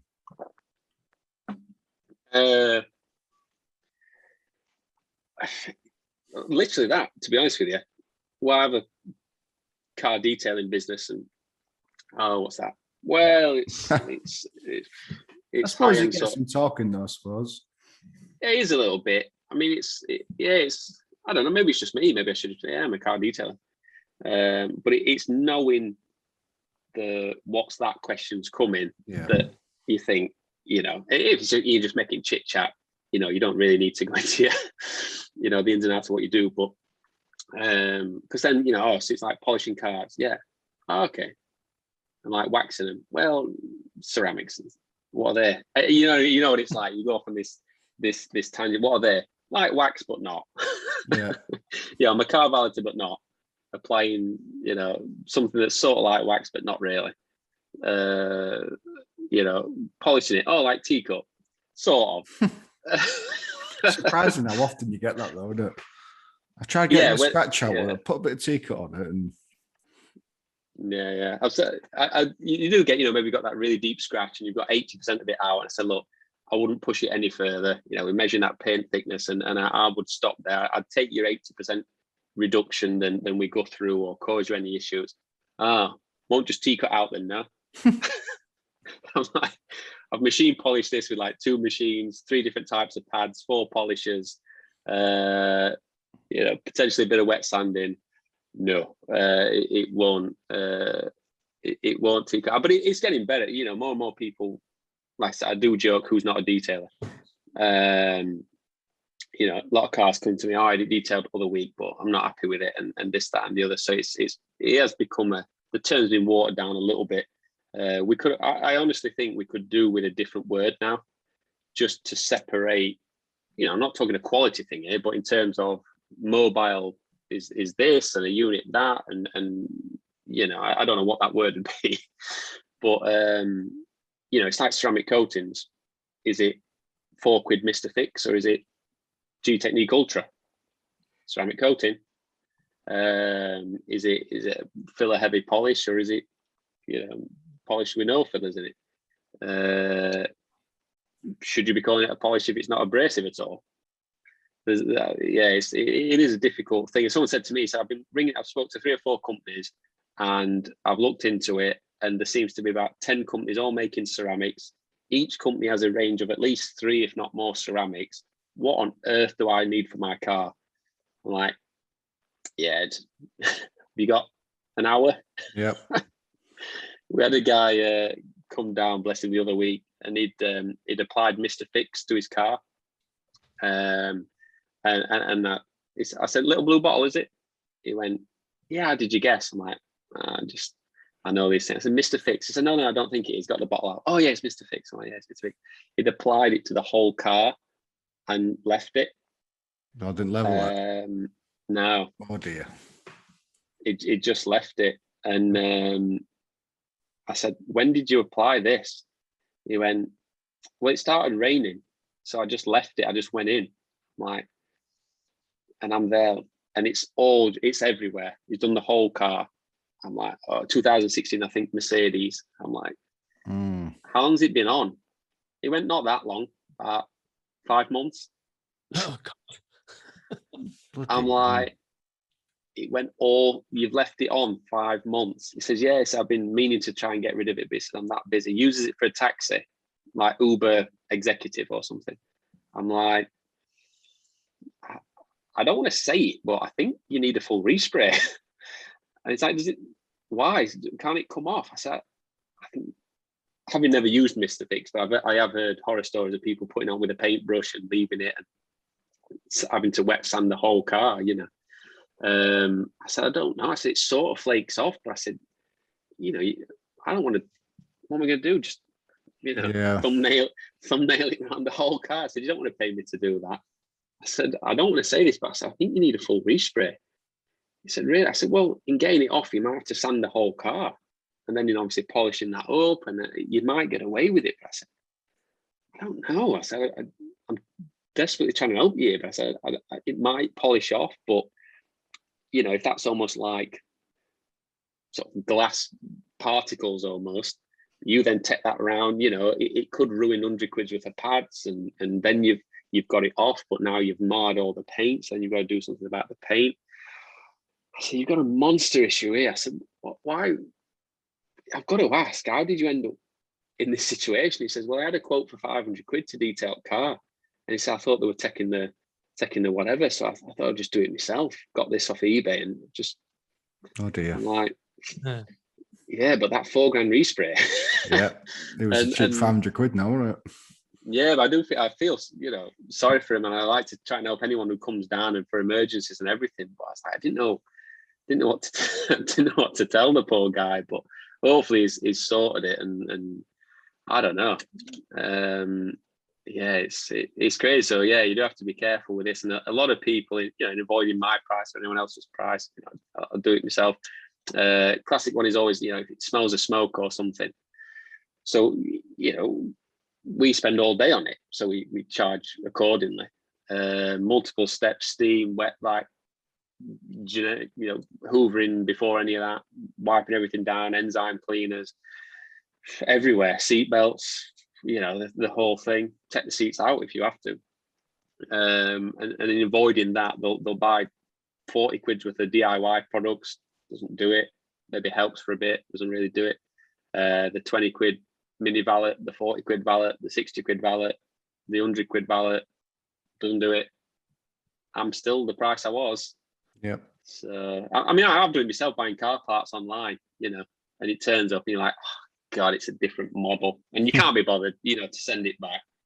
And you just think, oh, why am I doing this? So I am all now for. We're trying to get some trademark stuff done, and I'm like, I think I'm going to go through a third party here because I have no idea what I'm doing, and you could do the whole thing, and trying to avoid someone sticking a bit of extra on for themselves. Quite rightly, you could cock up the whole thing, or you don't do that one thing that matters. So I'm all for getting professionals to do professional work now. I think this could quite possibly be our longest podcast so far. So I think it's we can wrap it up. A good position to wrap it up by asking our closing question, and it's probably the trickiest one. So if you could tell yourself one piece of information that you know now for when you first started, what would that be? That's a good question.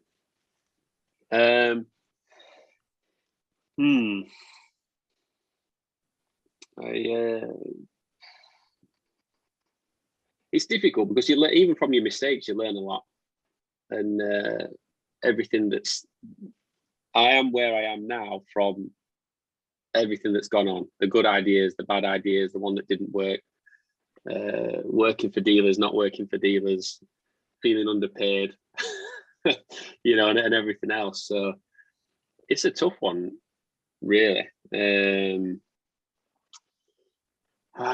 a good question, that.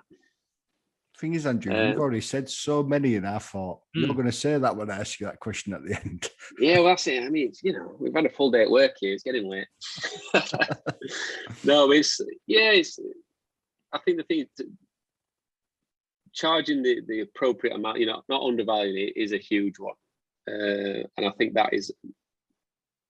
So I'd go back and be like, I don't know if you've seen it, but people have with Gareth Southgate, they've photoshopped him just as he missed the penalty, with him now with his arm around him, being like, look, it's all right, And I thought, yeah, that's good. But you go back and like, look, you are doing a good job, right?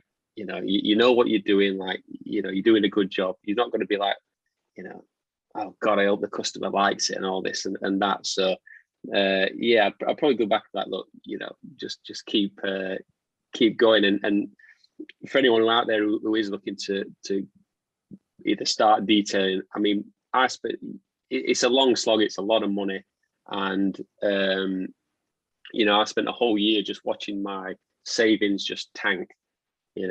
just while you're building it up. I got the valeting side to be profitable just as I took a unit on. So then it's like it took a year to build that up, to get that, breaking even / making money. Just as I got to that point, I took the second unit on. So I was always like, another year of this, stick it out. Another year of this, and I always kept nudging it on. And just as that went right, let's get a big unit. Just as COVID hit, brilliant idea. But eventually, you get to that point, and I think the main thing at the minute is it's such an instant world. Instagram, people just look at where you are and think, oh yeah, I want that. They don't see the 7 years that went on before that. 3 years of a year or two of losing money, a year of breaking even, and then actually starting to turn a profit, and they don't see everything that goes on. So I just, to be honest with you, I just tell my old self, just keep going, just keep going, just keep doing it, because you do learn. I'm not going, I wish I hadn't done that, I wish I hadn't done this, or everything's a learning curve, and you've just got to stick at it, I think. And I think determination in the face. Everyone said I was mad. For years, friends, family, you're mad. You're walking away from a good career here, restaurant manager, tips and all that. Everyone said you're mad for years. Why don't you get a real job? I've got a job. And so I would just go back and just say stick at it. But you are in for the long slog. But I think once you can do, I don't know, once you've been going 5 years or something, I think most businesses are all right. Most fail in the first couple of years, but you got to stick at it. But you've got to pick your moment. I had no kids, didn't have a wife, no mortgage. So I just thought, what's the worst that can happen? So anyone who takes this on in the face of all that, hats off to you, because you're sort of braver man than I would have been to do it. But just stick at it, basically. Fantastic. Very good. Social medias. How do people contact you? What's all your social media links, website, all that sort of thing? So we're pretty much universally everywhere as Atom Detailing. Atom Detailing Sheffield on things like Instagram, but also check out the Atom Academy, which is our sort of sister company, which is what we're going to do all our training courses under. So we're only just getting that going, really. So that's the Atom Academy. But everywhere else, just search for Atom Detailing / Atom Detailing Sheffield, because there's a few in Russia now that are Atom Detailing. But I won't go after them. I'll leave them. I'll leave them. Probably for the best. Yeah, I might disappear. Yeah, no one's seen Andrew for a few weeks. Oh. Yeah, apparently he told Russian Atom Detailing to stop trading. Good times. Yeah, be found on a park bench with some weird gas inside you. That's it. Let's not get. I'll just be ceramicked on a bench. Yeah. Take us back to the brothel again, wouldn't it, if we start talking about weird gas inside him? But yeah, there you go. That's it. What if you're into it? Yeah, it's not me, it's him that's at the brothel. But yes, if you want to see us on TV, check out Top Gear Lamborghini crash, and a very British brothel, I believe it was. So as seen on TV. Very British brothel. Brilliant. Yeah. Well, appreciate you giving us some time tonight. Yeah, definitely. Yeah, it's been very good. Yeah, fantastic guest. You're welcome. As always, very open. I love it when people come on. They're just very, very open with us. Yeah, it's good. It's what we're all about, and it's about helping, and people help us and we help them. It's as simple as that. Well, you never know. If you take one thing away from it, well, yeah, it's all been worth it. I can stand there and talk to someone for 5 hours. If they listen to one word and they actually deal with it, then my 5 hours were worth it. Simple as that. And they've got to listen to something while you're polishing. So anyone who's listening to this while polishing, keep going. Yeah, keep polishing, definitely. So there you go, guys. That was Andrew from Atom Detailing, or Atom Academy, where he's going to be doing all his training courses through in Sheffield, the IDA Vice President or President-elect, whatever you want to call him. So there you go. That's Andrew from Atom Detailing. Thank you very much, Andrew.